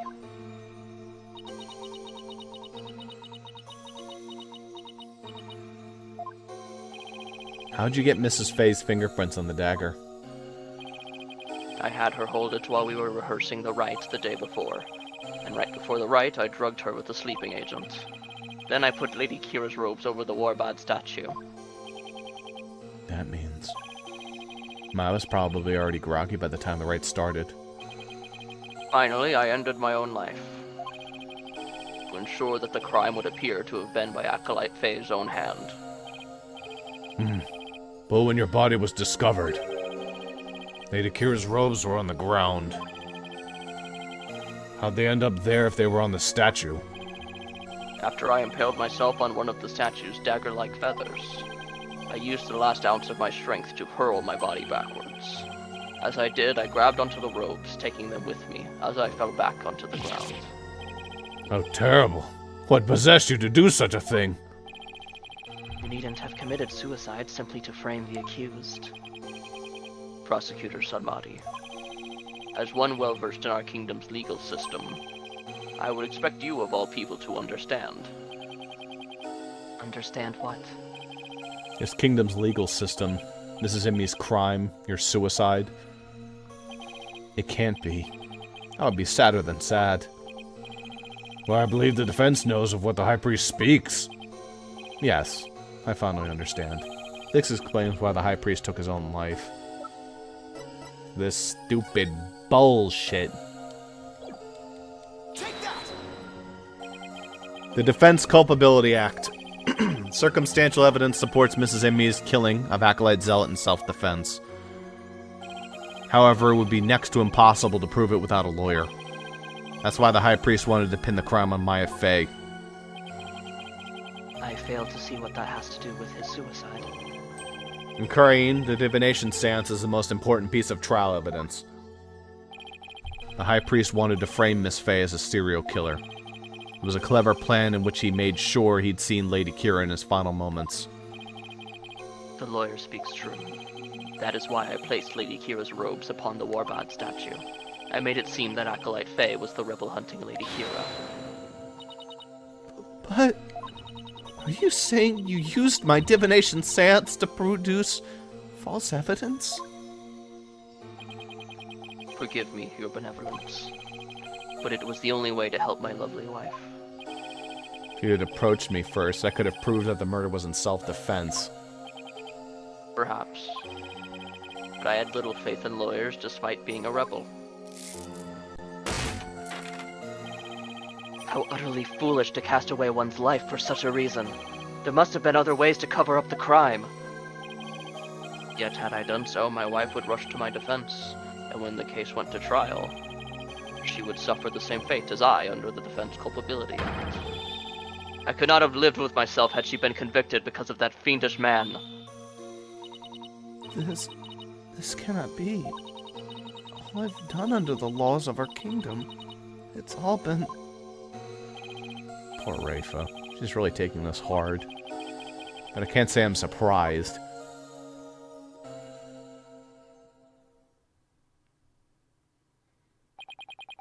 Mr. Phoenix Wright, it is time to show the might of your legal prowess.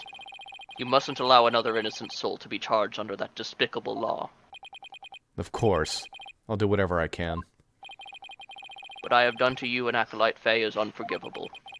I can only offer my most humble of apologies. Your Majesty, Yes. I ask that you please look after my wife. You have my word. Your Benevolence, it is time that I return to the Twilight Realm. The Magatama of Parting, if you please. Put your fucking clothes on first. Very well. Your Benevolence, please, allow me the honor. Yeah. It'd be more fitting for you to send him on his way. Mrs. Immy. Darling, I'm so glad I was able to see you one last time.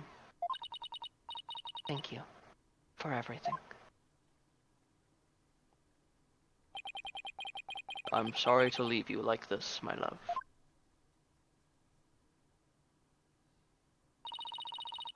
But now you can watch over me from the world beyond. Yes, always and forever.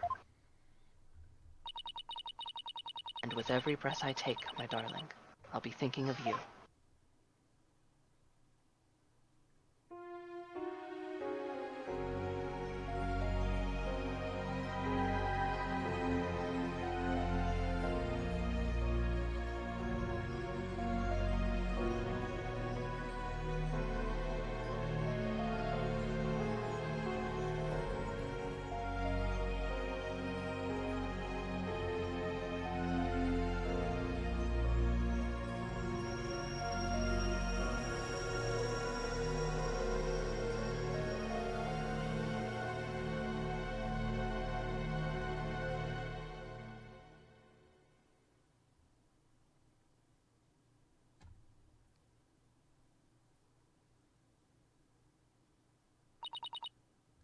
Farewell, my darling Tarrest.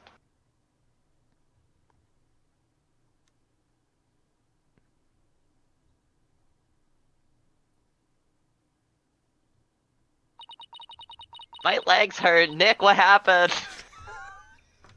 That was a really nice scene. That was really It was. cute. It was very good. Very wholesome. The High Priest has returned to the Twilight Realm. Maya! I feel great. I guess that means he didn't leave any regrets behind. Well, apparently maybe she's used to bending her legs like that. I'm sorry, Maya. Depending on where you look on the internet. Oh, but what about the trial, Nick? It's over. It was a sad reality born of love and a great tragedy born of the Defense Culpability Act. Well, I see no need to continue this trial. Does the prosecution have anything to say? Mr. Phoenix Wright. You still have holes in your brain. I owe a debt to you. One that I will pay back in court someday. Oh, shut the fuck up. You were an asshole to me this entire time. Fuck you. Take your debt and shove it up your ass. I didn't know about the whole government-sponsored murder thing. That's a pretty big red flag. Oh, you didn't know. You fucking prosecutor shithead. Now deliver today's verdict and overturn that of yesterday's trial. With respect to all current and previous charges against them, I hereby declare the accused Maya Fey and her defense Phoenix Wright. Yay. Alright, there's no confetti, it's just butterflies. Yeah. That's way less cool than confetti. It's nice and pretty, I think. I like it. It is still awkward seeing them just, like, sit there and not, like, celebrating. It's just silly. I like it. It's also fitting for the way this one ended. Yes. Yo, 420 Yo, it's 420! PM. What's wrong with our society? Brain rot. So I was thinking, Nick, the legal system here is really stacked against the defense. No, you can say it properly. It's just Let's fucked. get the fuck out of here, huh? It's totally unfair. Yeah, it even forced the High Priest to make the ultimate sacrifice just to protect his wife. Golly, what a fucked system. It's just so sad. Protect the status quo or join the revolution. The real Lady Kiri here, I wonder which side she would take.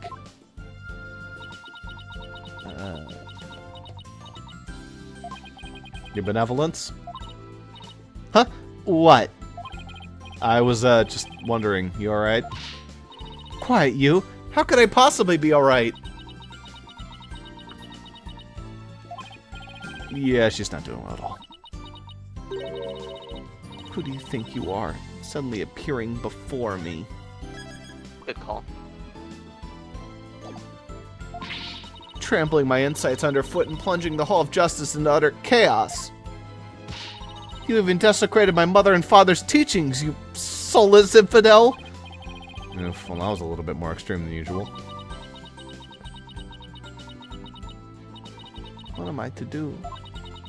I'd always believed that communing with a victim's mitama would lead me to the absolute truth. But each time you overturned my insights, it was revealed that they served to support false charges, rather than the truth. I'm left now with that heavy truth in my heart. I'm sorry, Rafa. Perhaps I am not worthy of hearing the voices of the mitama.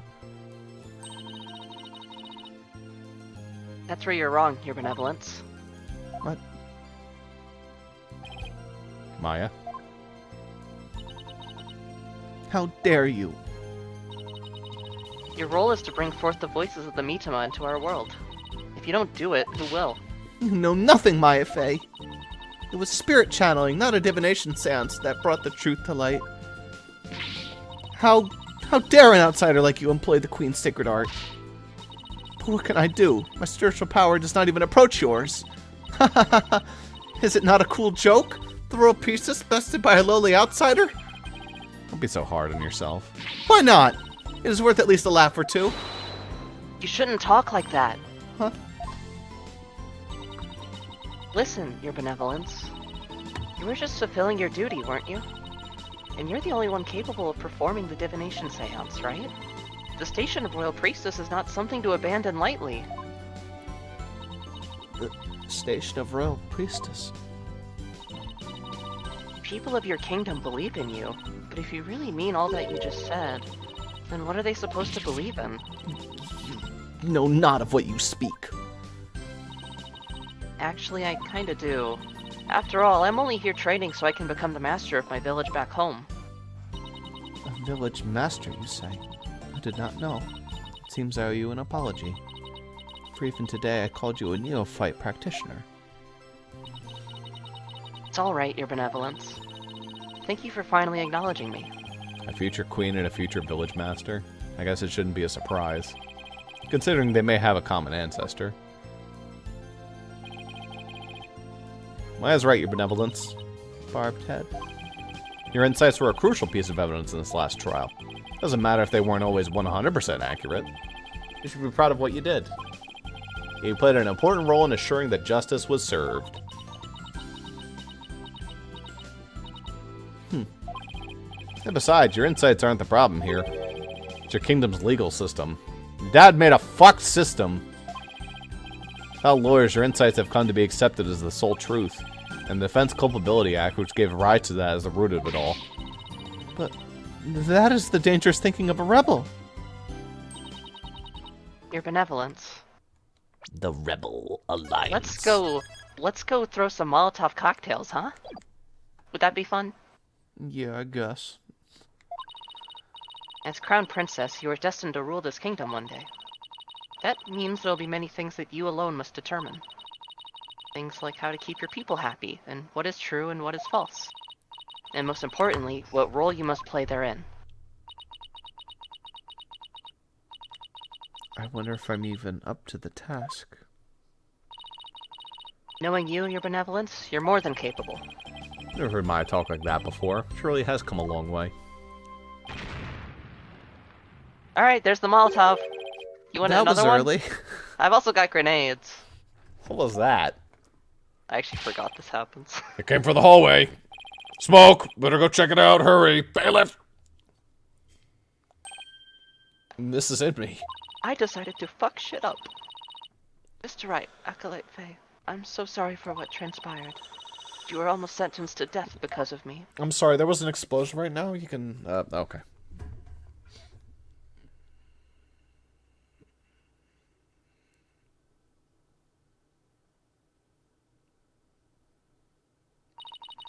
I will make amends by picking up where my husband left off. I will see the revolution through so nothing like this can ever happen again. For that is the depth of my love for my dearly departed husband. Lady Emily, we gotta hurry. That voice. Is that Mr. Arable? I must tell the people. They must learn that the peace we enjoy is a false one. One built on the backs of innocents charged with false crimes under that odious DC Act. We have it in our power to forge a society in which the law judges all of us fairly. Hey there, PW. I wish we had more time to talk, but... Dirk, everyone's ready. Go time. Dirk? I think I should do Dirk. Sure. Dude, I don't know if he talks here. Wait, was that the rebel leader Dirk? After him! Don't let him get away!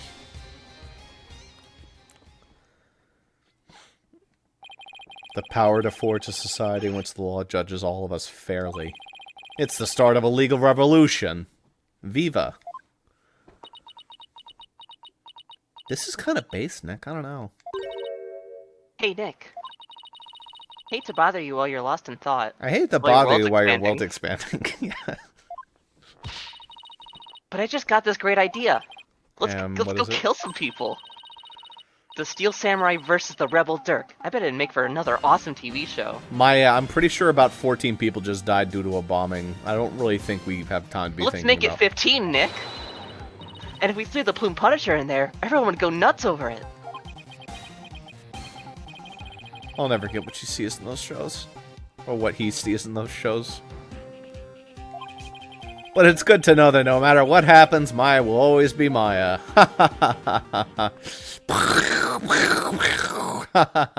Oh, Rafa's dead. Whoops. That's okay. She was busy having her world expanded by a grenade. In her brain, yeah.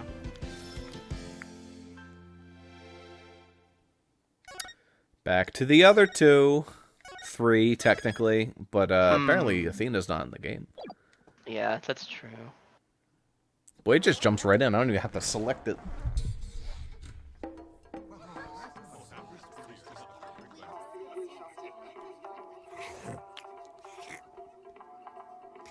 Yum, fans are delicious. 3, 4, 5, 6, 7, 8. What time is it? It's 9, 10, 11. That was a Danganronpa killer right there. Yeah, no kidding. I don't even remember which characters this is. Just dead. No, do you think he did it? Oh no, if he did, then what do we do? Hey, pull yourself together. Don't worry, I have an idea.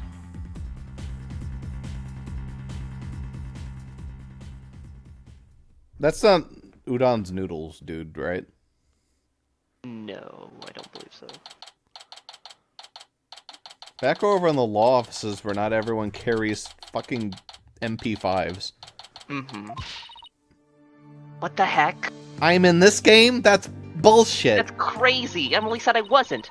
Who brings a defendant to his own trial late? Plus, the request was so last minute, I didn't even have a chance to talk with my client. He's late for a very important date. Also, she's leading the trial. My name is Athena Sykes.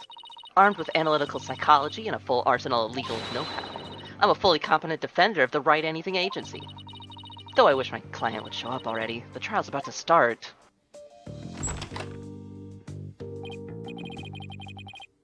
It appears we made it just in time. Where have you been? The trial's about to start, Simon. Oh no, Simon! Ah, thanks. It's me. Wait, what? You needn't get so worked up, Athena. This Simon Blackquill. Okay. That's awesome. Yeah. His baldness can wait. There's no way he'd wait for me. And besides, why would I want to start off on the wrong foot with him right out of the gate? You know who I was thinking of, right? Yeah, I know who you were thinking of. Dealing with such matters is part of being a lawyer, if I'm not mistaken. Yeah, well, covering for your lateness is not. Still, but a rank amateur, I see. This is Simon Blackquill. He might not look it, but he's actually a prosecutor and a psychology specialist. He and I go way back. As for our shared specialization in psychology, we're both disciples of the same person, so to speak, but he's kind of my senior, I guess. But twisted sense of humor or no, I wish he'd stop treating me like a child all the time. So, we're right dono and justice dono. Mr. Wright is abroad, and Apollo is helping Trucy with her magic show. Didn't I tell you? They're what? Since when is Phoenix Wright a woman? So neither one of them are here, leaving you to take this on alone? Yep. You get Ye it? gods. Call Wright back. It's not too late. Oh no, not too late at all. He would only need to know how to teleport. Very well. Then I will settle for justice, Dono. Go grab him by the horns and drag him here. Apollo is literally in the middle of a show, Simon. You may not want to admit it, but I've got what it takes to take on this case. Just leave this to me and go watch from the gallery. As your defense derails in spectacular fashion. No, as I win the heck out of this trial. Epic. I'll be okay, promise. So wipe that look off of your face already, will you? Anyway, I take it the guy behind you is... Yes, he's asleep again. Oi, Bucky! Wake up. Showed us the Red Knight. Wait, Bucky's the Red Knight? Oh, fuck. That's your joke. That's the joke that was like it's been in your status for like a while. Oh, yeah, that's right. Yeah. What'd you do that for, Sammy? Oh.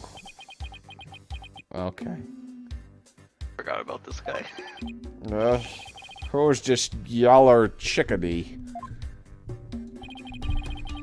She's a lawyer, such as it were. I'd say she's more green than yellow, however. Lawyer? Sure doesn't look it, does she? She like, your fellow apprentice or something? Something like that. I've known her longer than I've known you. Could say we're bound to one another. Oh, okay. Well, then, guess I better call him Miss Chickadee, then. Simon, this guy is not only rude, but he's 3 sheets to the wind at his own trial. I know we just met, but I'm about ready to give him a piece of my mind. Do as you will. Just save it for after the trial. Miss Chickadee. Don't call me that. How do you do? Sammy here's an old friend of mine. No, we aren't. I'm the 4th generation head chef of Wait Sober.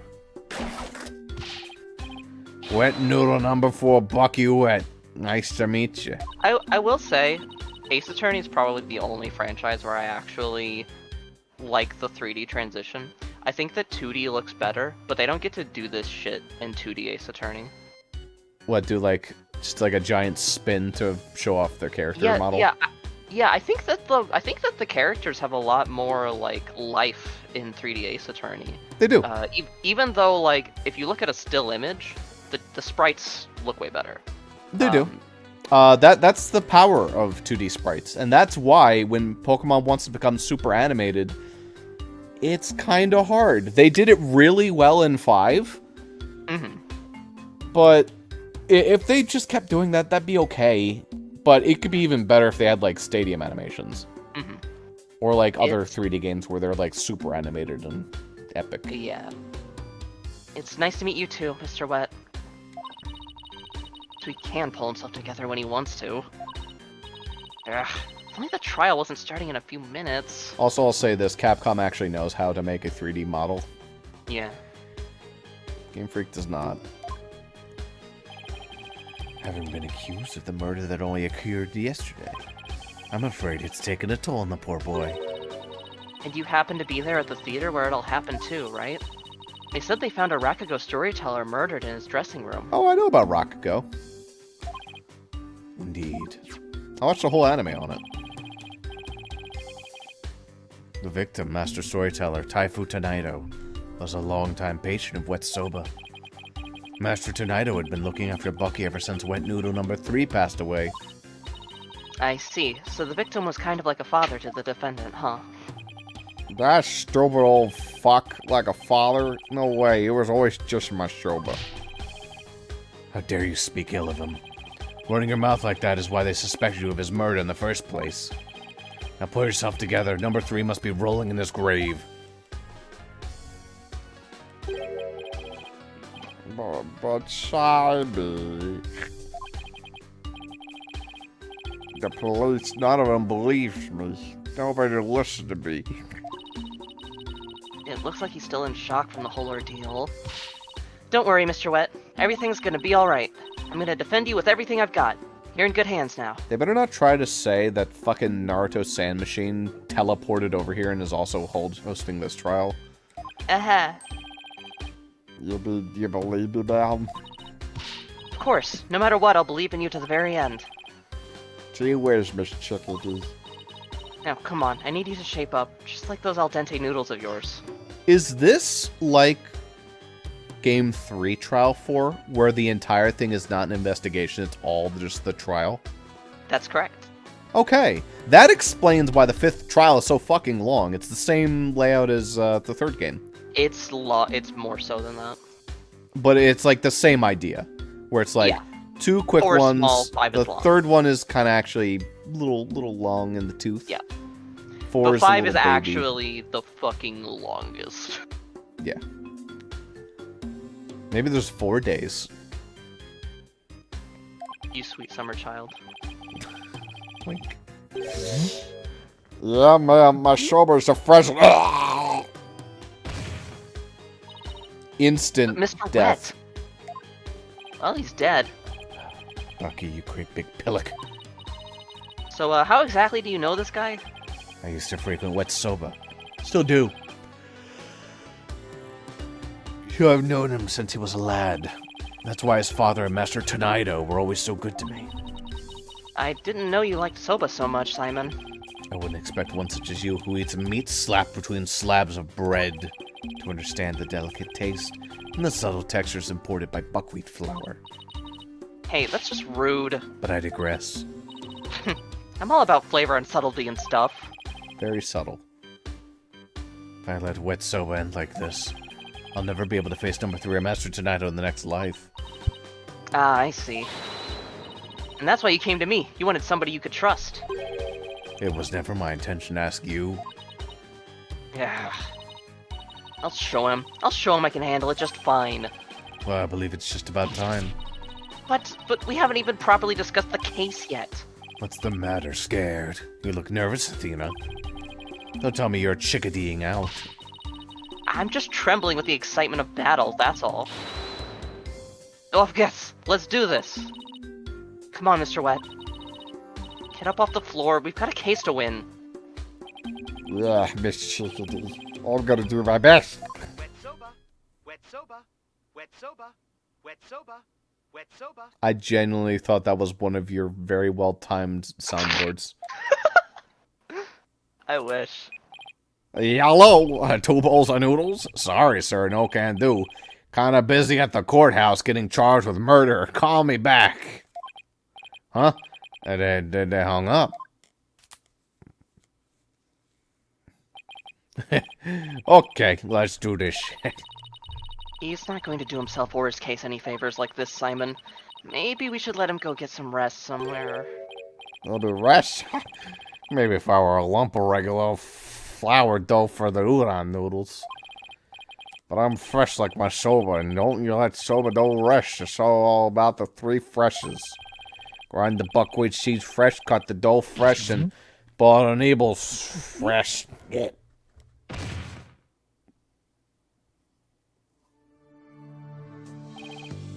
He's blacked out. Oh boy, I just knew something like this would happen. Simon, what are these 3 freshes of soba he was talking about? Let's not Why? get him a doctor. First, buckwheat seeds are groats or ground to make buckwheat flour. Then dough made with this flour is cut with a large rectangular knife in the noodles. And finally, the buckwheat noodles are boiled. Each step is done immediately, one after the other, so that the soba is fresh when eaten. Oh, so that's what he meant. I wouldn't want him to make me any soba right now, though, that's for sure. Athena, this is no time for idle chatter. You need to get into the courtroom now. Just remember, as a prosecutor, I will be unable to lend you a hand. So don't expect any handouts from my quarter. Here you go, treating me like I'm incompetent again. For your information, I wasn't planning on asking you for help anyway. Just you wait, Simon, I'll show you. Mr. Wright and Apollo may not be here, but that's alright. I can do this on my own. So were you, like, pulling one of those, I'm gonna, like, lie by omission things? Or, like, I don't remember Athena being in this game. Oh no, I was just lying. Okay. Because she was in the game. She was in trial, too. Oh yeah, she like hung out a little bit, yeah. Quite a bit, actually. I think there were entire investigation parts where it was just her and not Trucy. Huh. Oh yeah, actually, that's how it would have been, because Trucy was convicted of the murder. She wouldn't be wandering Right. around. Well, I know Emma Sky was there, but She yeah, I was, guess it but- was Apollo and. Athena. But Yeah. didn't she say the? I think this. I guess this is before then, right? Because she says that the magic show's happening right now. Now I remember. I remember what happened. Apollo's with Athena the entire time. However, because of the reporter sending a bunch of bullshit to the law offices, she stayed behind to make sure they weren't destroyed. Gotcha. That's right. I remember that. Anyway, we also said they were going to do this judge while I did the other judge. Oh, I guess that was the thing. Is this going to result in you doing every single character? No. Okay. Orders down, session of trial to fucking what? The defense is ready, Your Honor. It's Athena. God fucking Oh. damn it. Wait, I thought Blackwell was the prosecution. No, he just said he was sitting in the stands. Hey, do you want to be the judge? Yeah, sure. This just goes to show like how small this chapter is that I forgot who the prosecutor was. That's what I was joking about. He literally fucking teleported over here. Yeah. The Do you have a brother? prosecution- Well, yes, I do. but is fully prepared, Your Honor. What's this? No prayer this time, Prosecutor Sadmati. That is correct, Your Honor. To expedite these proceedings, I completed them beforehand in the lobby. Oh, very thoughtful of you. By the way, what brings you back to this country? Chief Prosecutor Edgeworth himself called on me to handle this case. That fucking Why? prick. I don't fucking know. That prick. Just get your ass in here and do it yourself. Besides, I have a debt to repay. And though my opponent is yet a callow thing, I have no qualms with sending her down to hell. If you have a score to settle, it's with Apollo, not me. But more importantly... Oh no, this is after. I'm not a callow thing. I'm a qualified and capable attorney. Then what is that yellow attire, if not proof of your immaturity, you small spring chick? Has this game just grown, like, really sexist in the last, like, 30 minutes? What the fuck is happening? A little bit. Now, cease your shrill chirping. Now, Prosecutor Sadmati. She is still only a teenager. Please go easy on her. Wait, is she? I thought she was 20. Is she like 19? Okay. I can't check her own age, right? Fucking 70 years old. Chad. It's kind of like my senior, I guess. Great, now even the judge is giving me the kid treatment. I guess that's supposed to be more of a kid thing than a woman thing, but it does feel that way, huh? Very well. Shall we begin, Your Honor? Yes, I suppose we should. Now then, Prosecutor Sadmati, please give your opening statement. Do you know how court works over here this time? You gonna fuck it up again, you little baby bitch? Oh my god, I thought I got fucking destroyed. They'll be sorry they underestimated me. Certainly. Let the last rites of the victim commence. You could also take over douchebag if you wanted. I guess I could. What's he ordering over here in this country? I think he's probably ordering, like, Del Taco again. No, he probably, like, tried it. He was like, that was the worst thing I've ever done. Mm-hmm. Oh, it's probably Chipotle. Ah, yeah, that'll do it. Did they do do you delivery? do you want to take him over or should No, I? that's okay. He barely speaks anyway. The incident is believed to have occurred at around 4 p.m. yesterday, May 12th, at a storyteller's theater called Kurukuru Te. The victim was a great master of the Tornado School of Rakugo, or comedic storytelling. His name was Taifu Tornado. The scene of the murder was the theater's dressing room. It is accessible via the staff entrance hallway and has an inner and outer sliding door. Boy, I have no evidence. I wasn't even at least given, like, some passing shit. The estimated time of death is between 2 p.m. and 5 p.m. The cause of death is suffocation, though how the victim suffocated is yet to be determined. The autopsy found nothing unusual in his lungs or stomach, and there is no murder weapon.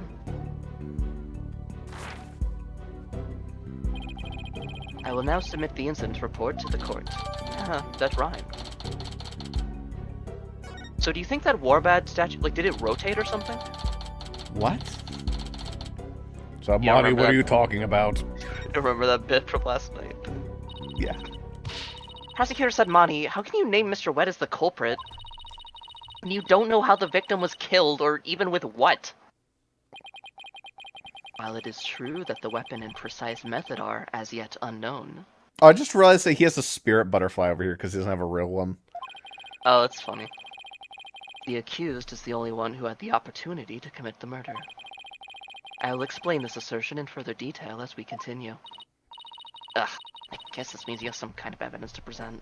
You know what's one thing I'll say? I think the 2D court for this place is a lot more lively. It has like wood grain in the walls. Yeah. It feels more homely. This is like, ugh, just like the brown. There's some wood, but I guess because it's like it's just zoomed out. Technically, we always saw the wood. Yeah. Now, would the accused care to plead his case? I guess not. Let's go home, everybody. Come to think of it, where's the defendant, Miss Sykes? Sorry, Your Honor. But I'm afraid Mr. Wet isn't feeling very well and is resting in the infirmary. Surely it is the lack of a clear conscience that impedes him from facing this court. Actually, it's booze. Great. Great, starting off on the wrong foot already. Mr. Wet is the head chef of a soba shop frequented by the victim. On the day of the incident, Mr. Wet went to the theater at the victim's request. Taifu Tornado was a connoisseur of soba, as you can see in these photographs. He was apparently making soba himself in his dressing room that very day. The soba found at the scene is likely the soba he himself made there. Liking soba is one thing, but making it in a theater dressing room's a bit much, no? Mr. Tornado truly had a passion for soba, didn't he? For a man like that to be murdered by a soba chef is simply unthinkable. And yet, the accused had ample motive. For in the victim's safe, we discovered the deed to the accused's shop. Mr. Wet was to inherit Wet Soba when he lost his father recently. However, it's believed the victim stole the shop's deed during the transfer process. The prosecution believes the accused killed the victim in order to get the deed back. This is all lining up pretty nicely. A murder over the deed to a shop. It does sound like a plausible motive. So that's what this case is about. I wish Simon had filled me in a little better. I could have contributed more than just 1,000 buckets of cold sweat if he had. Defense. From your demeanor, I gather you know very little about the details of this case. Well, you see... You are dishonoring the soul of the victim by appearing in the courtroom unprepared. You are an embarrassment to your profession. Putrid egg yolk. Ugh. I'm sorry. Paul is a red pepper and now I'm an egg yolk? We've only just started and I've already been demoted from spring chick. I am ready to call my witness, Your Honor.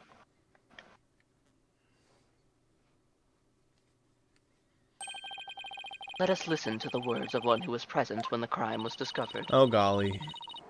Someone Someone who was there when when the the victim's that was me. body was found? Very well. Witness, please take the stand. See, I'll voice this person. Yeah, I know. Boots. Oh no, it's not the clown, is it? Oh, it's Blackwell. Okay. Is this the clown one? Witness, please state your name and occupation. I just realized this is the clown one. She's in a regular court. She has to appear here. Simon Blackwell, prosecutor. Prosecutor Blackquill? You didn't tell me you were gonna take the stand. There simply wasn't time.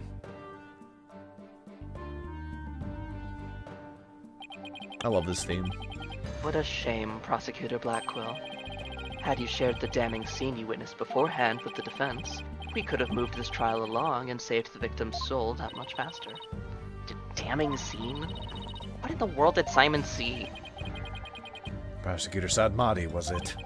Before I give my testimony, there's something I'd like to confirm. By all means. This case involves rakugo, a very traditional form of Japanese comedic storytelling. Do you have enough knowledge of this art form to handle the case competently? Are you implying that I am not qualified for this case? Not yet. I'm simply trying to ascertain your familiarity with the topic. For now. It is a prosecutor's duty to learn the background of any case he takes on. I did some research on Rakugo last night and have grasped the overall idea of it. Do you know what rakugo is? Well, once upon a time, this game taught me what it was, and I fucking forgot since then. It's really cool. It's like a form of Japanese storytelling comedy where you just go through like an entire event. It's kind of like it's not Dave Chappelle or not Dave Chappelle's.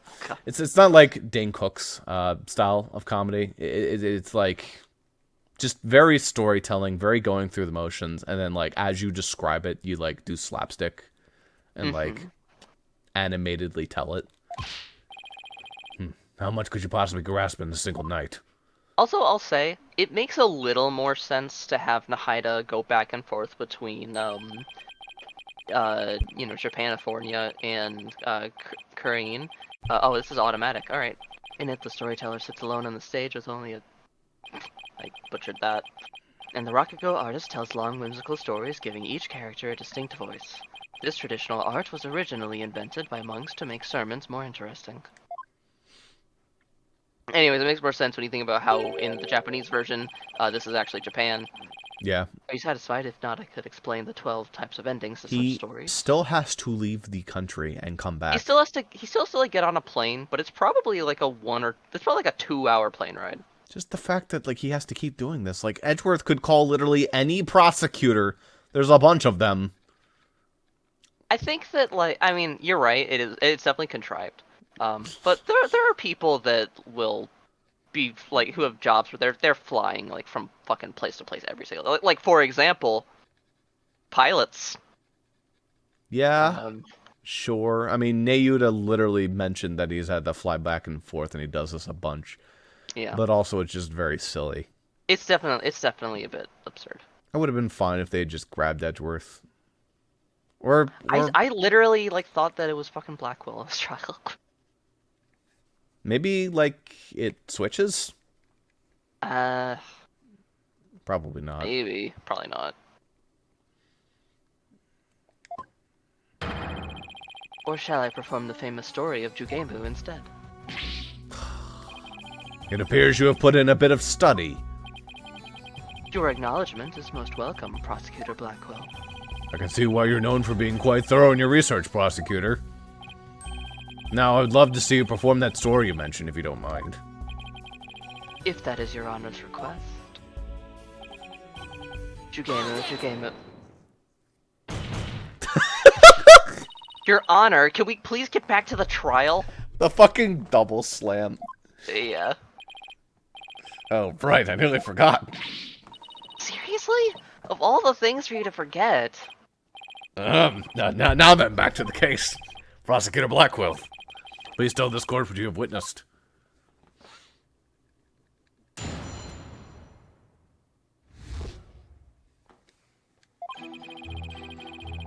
I went to the theater yesterday and arrived at approximately 4 p.m.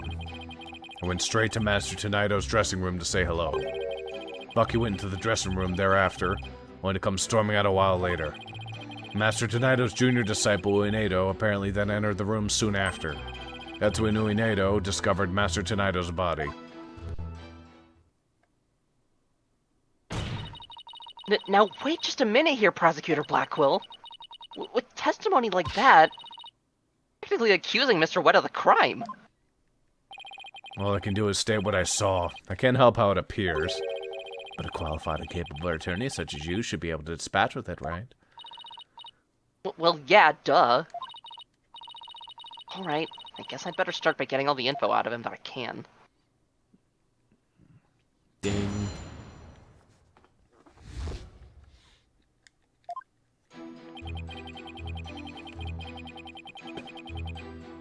Okay. Prosecutor Blackquill, what did you go to the theater for in the first place? I That went wasn't as because angry as I thought it was. Not because I received an invitation from Master Tonaido. Here, see for yourself. It was a special show commemorating his junior disciple Uenado's promotion. It was also an occasion to announce the boy's succession to the stage, becoming Uenado II. Uendo. I think it's Uendo. So, I think it's Uendo or something. I don't know. I never had to read it out loud before. So what exactly does it mean to succeed to a stage name? You really don't know, do you? In the performing arts, a name succession is where an artist inherits a predecessor's name. I see.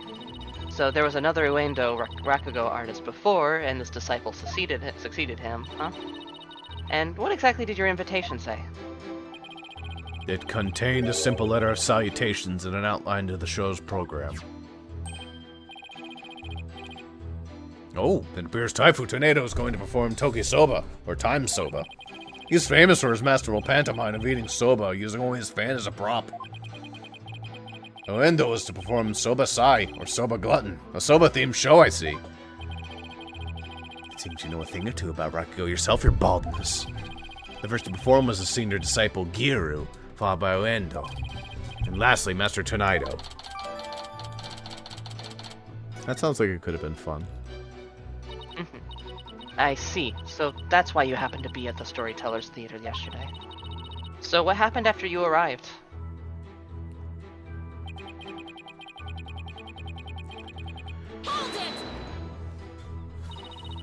And how did Master Tornado appear when you said hello to him?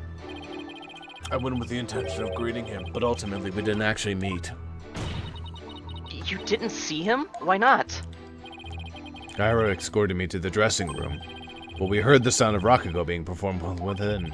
Thinking the master was rehearsing, we decided to wait in the hall until he was done. You heard Rakugo being performed in the dressing room? Yes, not just me, but Gira as well. In other words, you can confirm that the victim was still alive at around 4 p.m. Correct. I couldn't hear him clearly through the doors, but I'm sure it was Master Tonaido. I could tell because it was the Time Soba routine being performed in there. So that means the victim was killed sometime after that.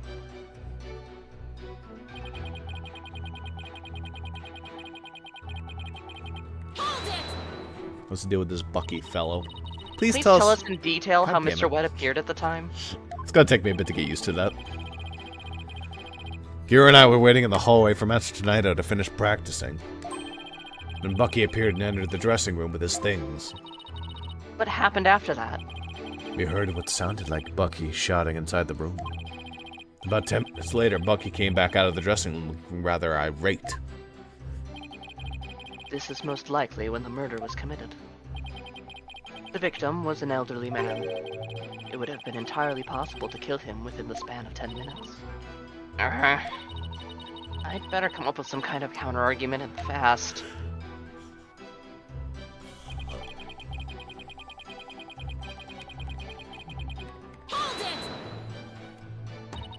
What do you mean? What do you mean by apparently?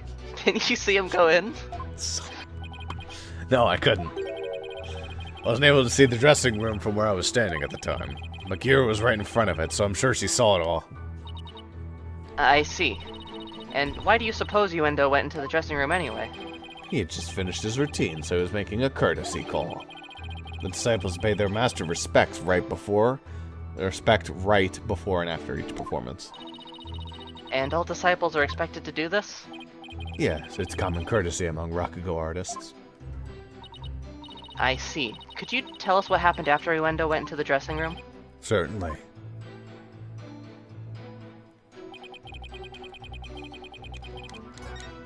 Ah, shit, wrong button. 10 minutes no reason to lie, but I also don't have much to go on. I'd better ask all the questions I can.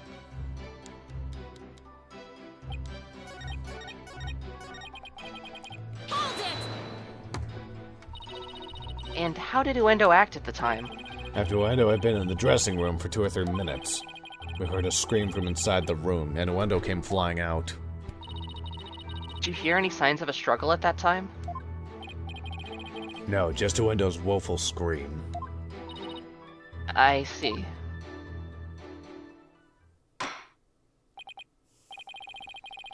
Well done, Prosecutor Blackwell. Your testimony has given us quite a glimpse into the sequence of events. Thank you, Prosecutor Blackquill. And now, please allow me to summarize your testimony. While Prosecutor Blackquill and Geru were in the hallway waiting for Master Tornado, the accused came along and entered the dressing room with some items in tow. He was heard shouting for a time inside the dressing room. And about 10 minutes later, he came back out of the room seeming rather angry. A short time after the accused had come and gone, Uendo Tornado went into the room. A few minutes later, after having discovered the victim's body, Uendo gave a scream and came running out into the hallway from within. Prosecutor Blackquill and Geru then ran into the room and saw the body for themselves. From the circumstances, it is quite clear that the accused murdered the victim. This is crucial testimony indeed.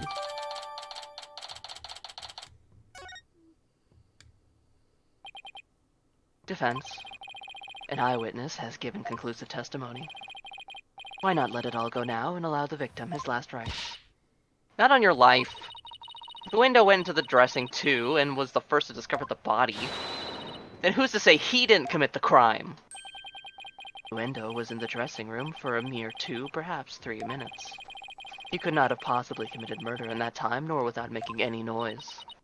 Oh, Simon, why'd you have to give that awful testimony? Prosecutor Blackquill, can't you give me something a little better to work with here? Isn't it up to you to ask the right questions? I'm certainly willing to tell you all that I know. So if you truly are as capable as you claim, then draw out what you need yourself. This is no time for your twisted games, Prosecutor Blackquill. Just admit you don't remember it all that well.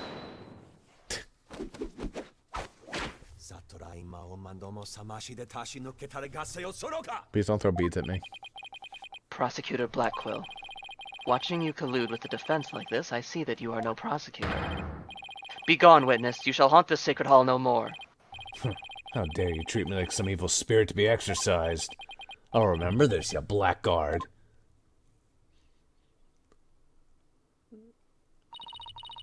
Don't worry, Prosecutor Blackquill. Got this.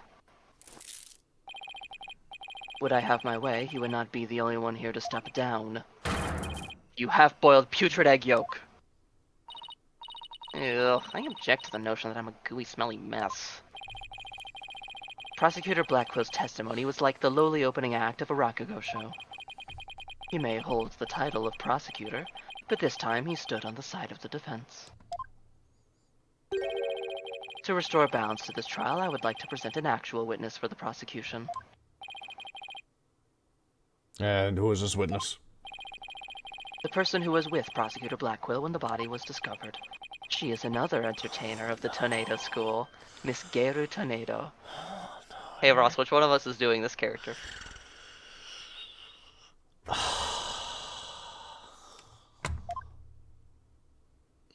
I'll do it. I'll do it if you want. I mean, I am a Silk Song fan after all, so it's only fitting. You have to give her the southern accent. Southern accent? I can do that. She has like a well, Your Honor. Please. Sure, that's not how I read the character, but I take requests. Hello, everyone. I'm here to represent the Tornado School with a twisty twist twist. And blue, there you have it, a stunning balloon hat.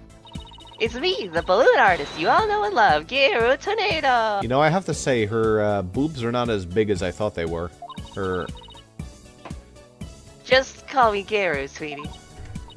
1, 2... Blue? Never mind. What a way to capture your audience's attention. I dare say I can't take my eyes off those balloons.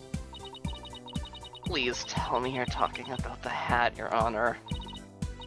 Oh, Mr. Judgy, I'm so glad you liked my performance. Would you consider joining my fan club? Pretty please. Oh, absolutely.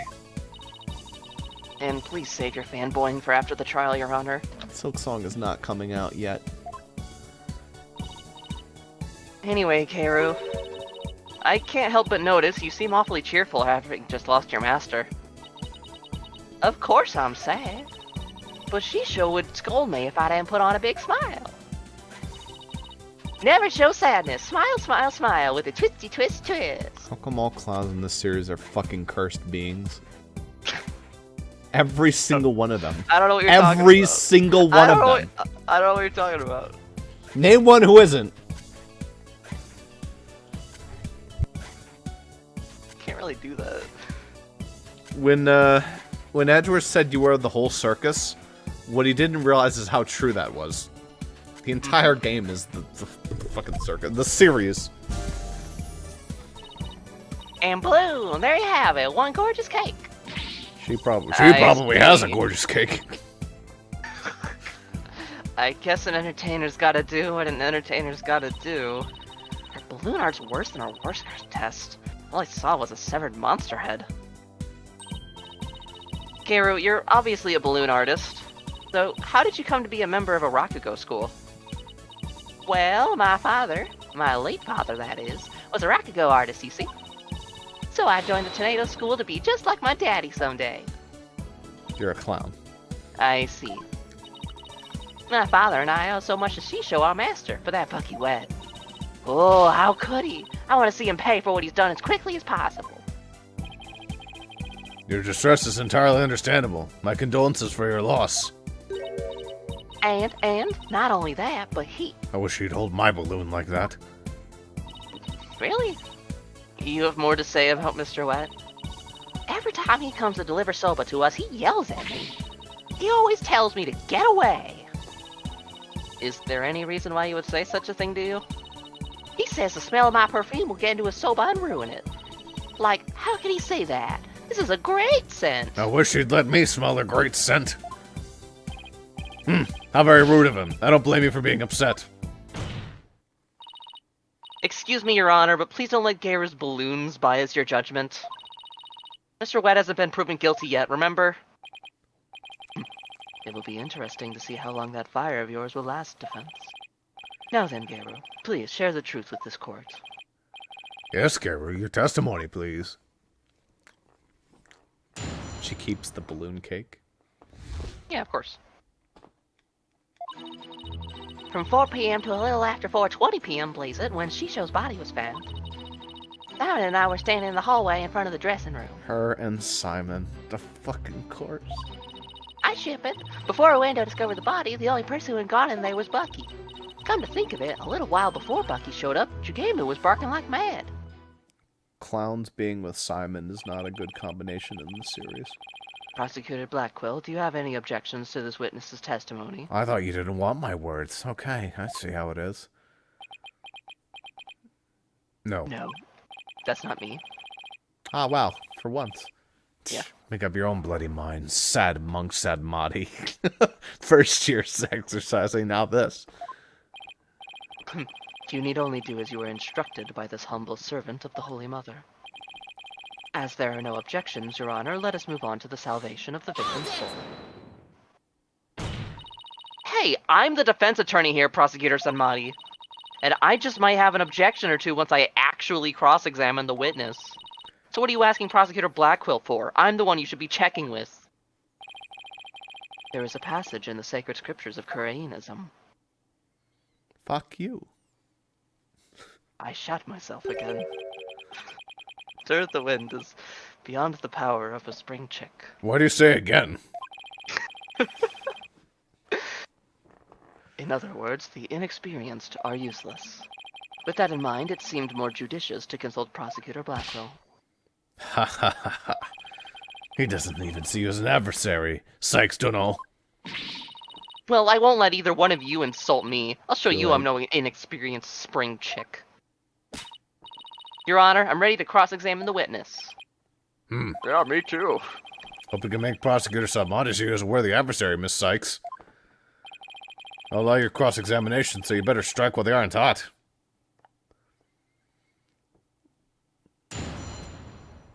Balloon. So I barely know anything about this evidence. Yeah, that's right. Why don't you Let's take a peek at everything. All right, so that's her attorney badge.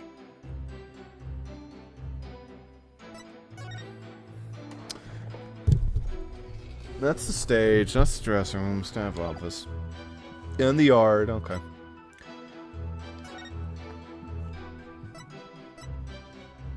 A lot going on here. A little bit.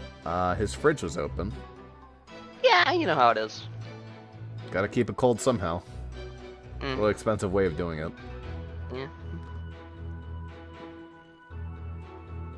Would that throw off the time of death? Probably not. Probably not.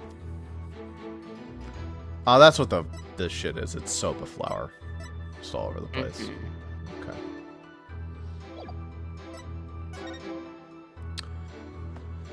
Between 2 and 5, that fits. She said it was between 4 and 4:20. Believes it. Nothing was found in his lung.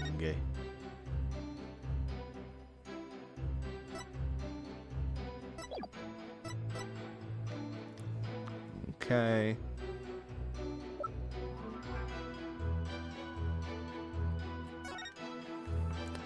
Inside the envelope was a ticket to the letter to show the victim. The letter contains a simple greeting and a rundown of the show's program. Gear's about to do a shit ton of udon bullshit.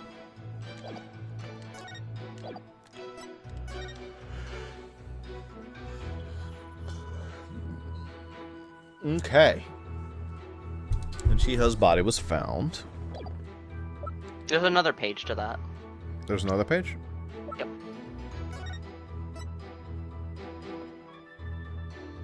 Okay.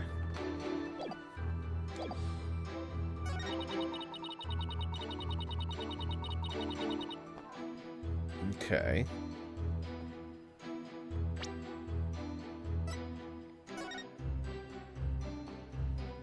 Okay.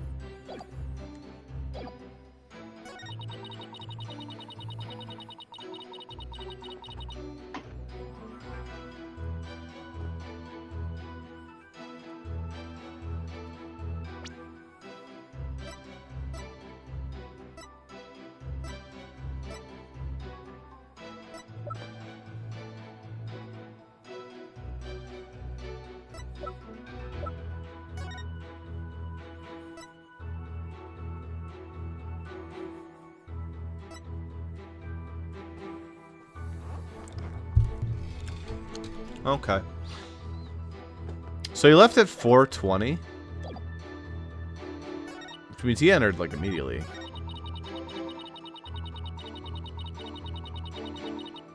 Here, I think you should go back to the first statement, and just press all of them. Fair enough. So the murder must have happened sometime in those 20 minutes, correct? But 20 minutes isn't a lot of time, is it? I don't know. I mean, what do you want me to say? That's what happened, you know? Isn't that right, Simon? Yes. You and I can both confirm that Master Tonetto still lived around 4 p.m. Oh yeah, you can't you? See? Simon and I were standing in the hallway in front of the dressing room. The fact that the two of you were there in front of the dressing room means you were able to see everyone who went in and out, right? Of course. Or are you insinuating that I was daydreaming or sleeping while standing up or something? No, of course not. I saw everything, I tell you. Fine. So say anyway, but did you really?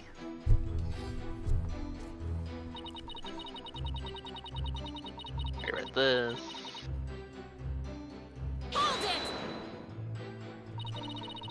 Only the defendant and Innuendo entered around the time of the murder? That's right. That's why it must have been Bucky who killed poor Shisho. Let's take a deep breath, okay, Keiru? So, not a single other person set foot into the dressing room during that time. I already told you over and over, didn't I? Oh, there was jeez. nobody else. That was scary. What? That was like kind of a computer lag. Hopefully there's Great. anything wrong with my capture card. That usually That happens when there's like bad computer nonsense. My memory is... It's okay. I don't know what that was. Just like a good old Discord lag, I think. Hopefully.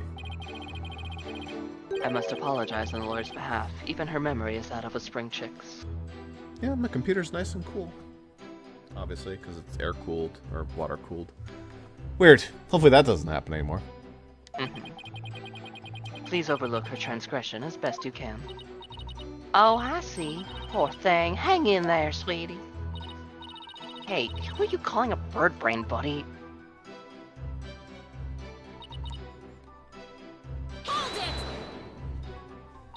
Jugemu. Jugemu? That's my doggy. I keep him at the feeder. Let's see. With a twisty twist.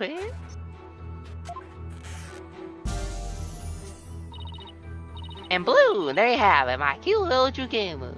I wish she'd let me hang on her arm. He's kind of creepy looking.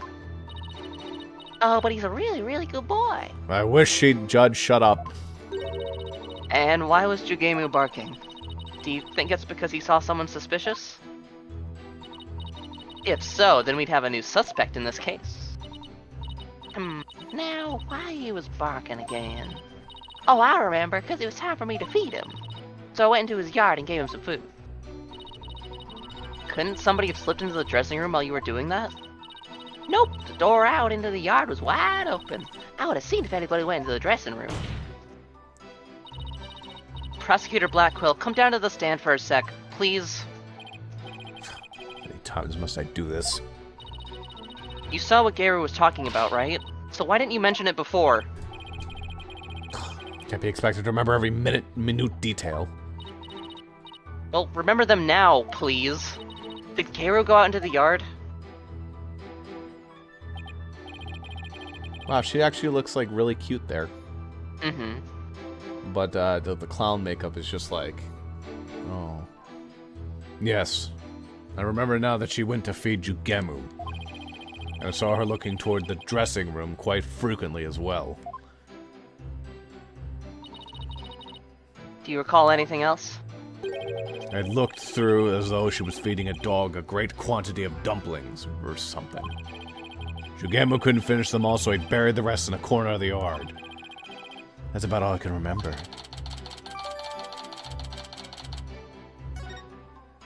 Okay.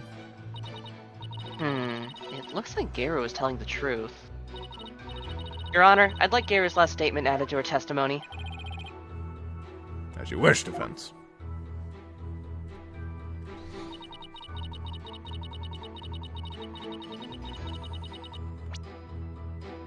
I think there's a problem here. Ah, look at that. The door closes. So if the door was open, it swings that way and would block. Yeah, she wouldn't be able to see anything. So you were able to keep an eye on the dressing room while you were out in the yard. Is that correct? That's right. The door out into the yard was wide open. When Athena does that smile, she looks like Ryuji. I see it, yeah. Sorry, but that makes zero sense. Take a look at this diagram of the backstage area. There's a clear contradiction between this diagram and the witness's testimony. Oh. I'm afraid I don't understand, Miss Sykes. Please, point out what contradicts the witness's testimony. It's all this shit right here. Difficult ideas make my head hurt. I guess I clicked the wrong thing. It's easy to see your head must be as light and empty as this balloon. Oh, I'm afraid I don't see anything contradictory about that spot either. A heavy penalty for lightweight thinking. You might have clicked too high. It looked like you were a little high. I promise to point out the contradiction, whatever. Try again. Don't click high this time. There, I'll be like nice and low. Thanks. Garu was in the yard near the doghouse. Prosecutor Blackquill even saw her there. And while she was out there, the door to the yard had been left open. Bonk. Oh, I see. Yes, if the door to the yard was wide open, as Garu said, it would have been blocked, it would have blocked her view, making it impossible for her to see the dressing room. What a poorly designed way to have this work. Yes. You would like open the door and have to like shimmy across the little like this is such disgusting architecture. Yes. What? No way. But even if there were admittedly a few moments Gera was not keeping watch, how much would that really affect this case? It would It would greatly affect me. this case. From the spot Prosecutor Blackquill stood, he couldn't see the dressing room door either. Anyone could have entered the dressing room during that time without being seen. Bang bang. Geiru, why did you try to hide the fact that you weren't watching the dressing room? What? Objection. Hide the fact. You speak as though you think she had something to do with the murder. Rather than deliberate deception, it was more likely a simple oversight. Right, witness? Well, I was so shocked by what happened, I was just confused, that's all. And what were you shocked by? I killed him. Yeah, I did it. Even though she is trying to keep up a brave front as an entertainer, the truth is that she is being torn apart by grief. For her mind to be in turmoil is hardly unexpected. Yes, it must be very difficult indeed. If she needs a shoulder to cry on, I'm available.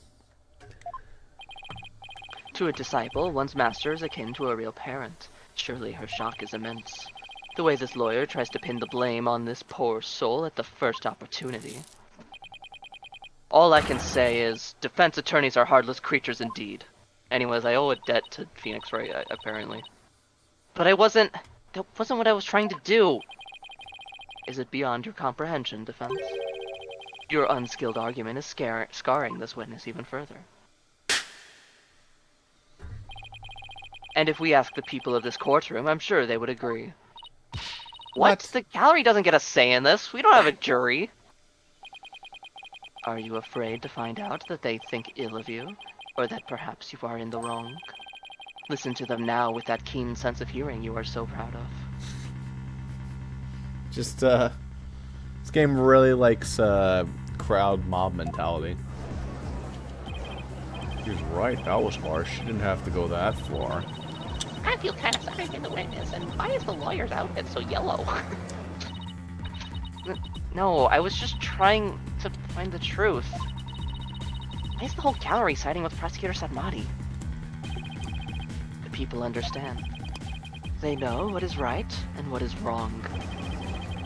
Lawyer's still in training, isn't she? Why is she all there by herself? I can hear the voices of the gallery. I can hear the voices of their hearts. It's so intense. I feel so alone up here fighting by myself.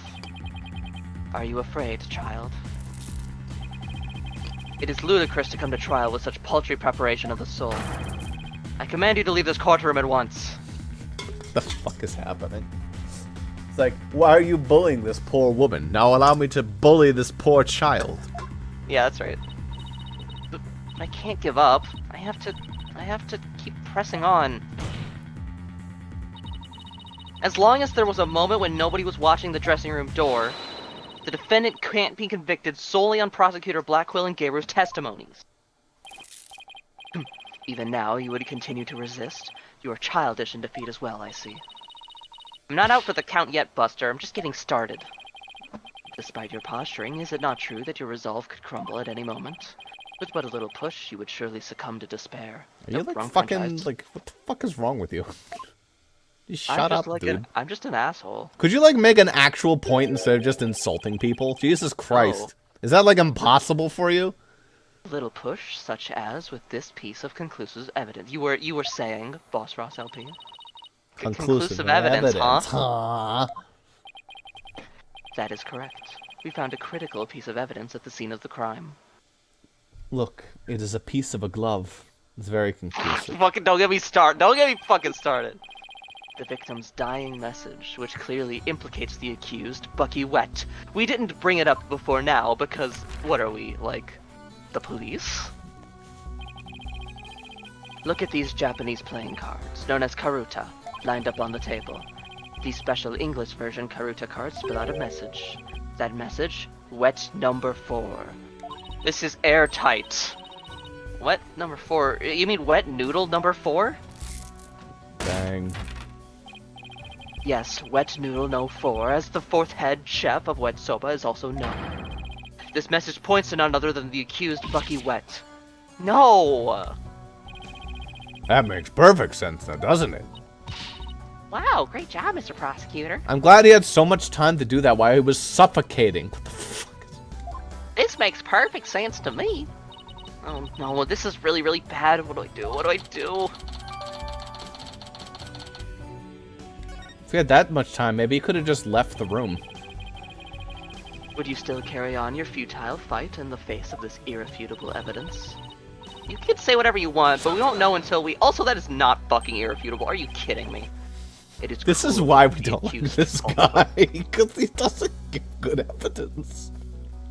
He's not good at his job. He has. Here's the thing: is like, in the last case, he actually very often brought up really good points where Phoenix is like, "This is the way the case is," and he's like, but that means that the person you said murdered your client was dead. So it's just like, I feel like he's smart with the logic when it comes to like other shit. When But other he's people have presenting- logic, but he's when- able to make. But when he has to make his own, it's like, God, it yeah, falls that's the thing. apart. I think that like he might be a victim of the evidence in this game being a little wonky. Like, I feel like the writers were like, hey, it would be funny if we like used like Karuta cards like for a death message. That would be like a fun, quirky thing to do. And then because they did that, it makes him look like a fucking dumbass. No one's ever. It's like, good lord. He's also an asshole. Don't get me wrong. Oh, absolutely. He's a What? fucking loser. Wise people of the courtroom, do you not agree? He's right. It's cruel to make him suffer when there's conclusive evidence. What an incomplete noob. I feel bad for the victim and the defendant. What? But I'm trying to prove Mr. Wett's innocence here. I know you can hear them, defense. Their voices implore you to save the accused soul. It is time for you to let it go and move on, you inexperienced lawyer. Hey, Judge, can you tell the gallery to shut the fuck up? Aren't you supposed to be controlling this courtroom? The Cloud Lady balloons. She has big tits. You lack the competence with which to accomplish anything meaningful here. Is he? You right? Is this too much for me to handle on my own? What good is she doing anybody? She should just quit right now. Now, defense, leave everything to this humble servant of the Holy Mother.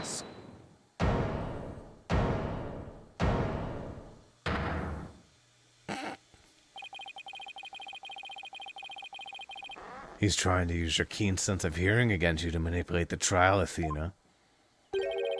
What a cheap trick for a supposedly holy man.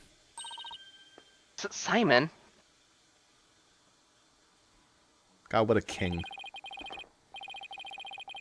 And you fop doodles in the gallery. Can a man watch a trial in peace? This inexperienced amateur is about to turn the trial around. Does the prosecutor really think that she can turn things around? The mood in this courtroom is starting to change. Prosecutor Blackwell, what are you doing on the defense's bench? I grew bored of watching from the gallery. There's like the ghost of the sound of his chains rattling. Yeah. Besides, if I were to leave this trial to this spring chick and lose my favorite soba shop in the process, I will be quite cross. You voluntarily stand on the side of impurity and sin. Truly, what a fool you are. To think you were so easily manipulated by his parlor tricks. Whatever happened to qualified and capable, Athena?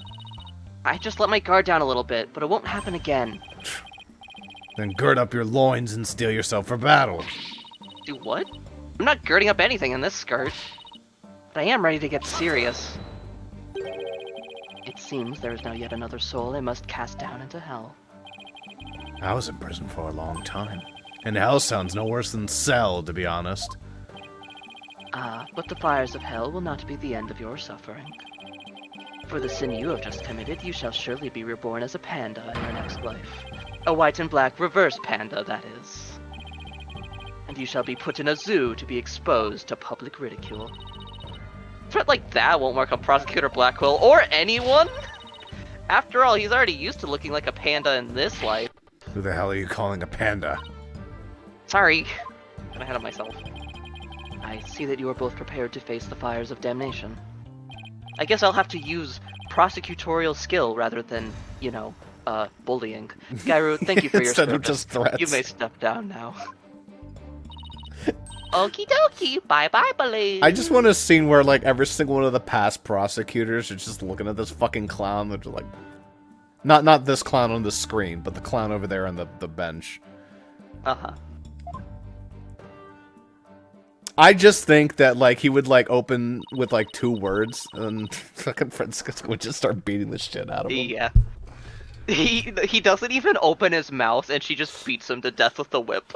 Cherry's doing the stupid fucking hand sign shit, and she's just like, stop doing that gay-ass Naruto crap. She does the hand signs, and then she wraps the whip around his hands. Does everything have to be about balloons with her? That's kind of her thing. Now then. I have a witness prepared to testify about the Karuta cards. Kabuto cards. And who was the witness this time? The first to discover the body and someone who witnessed the crime scene firsthand. Oh, thank God, get Balloon laid off the stand. She already left. Mr. Wendo Tornado. The time has come for that ponytailed pair over there to finally let it all go and move on. Very well. Let's bring in this witness then. We'll see them and then probably end off the session. That's what I was thinking, yeah. Alright, who do we have here? Okay, much more normal, thank God.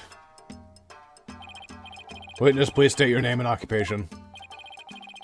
I'm the Rakugo storyteller Uenedo. Tonight show with... Even if my performance isn't worth watching, I will certainly watch my words. I wouldn't want to say anything thoughtless and get arrested. After all, that'd be a Rakunono. Thank you, everybody. Good night.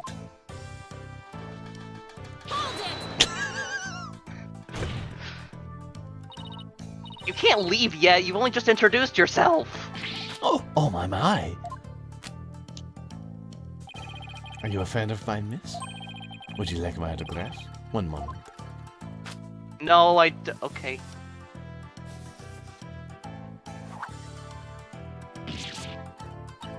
Ow. What do you think you're doing? No need to stand on ceremony. My fan deserves a fan, after all. A fan for a fan. Nice one. Oh, why, if it isn't Simon. How are you on this fine day, sir? Quite a dilly of a pickle we find ourselves in, wouldn't you say? I don't believe I've ever seen you talk quite so much, Uenedo. Never performed in a place like this, you know. I got butterflies here, can't you see? Why do I always get the weird ones? Next time with Phoenix Wright. Yeah, we'll open on Thena's sad, sweaty face. Why do I always get the weird ones? Who are the normal ones? Yeah, certainly not Maya Fey channeling Tarusted me as he puts his fucking leg over the head and neck while he's standing on the other leg. Phoenix Wright having to deal with his wife who pretends that he's a picture. This entire game is just full of fucking crackpots. Yeah, that's right. And debutantes. Anyway, you finally met Clown Lady. I did.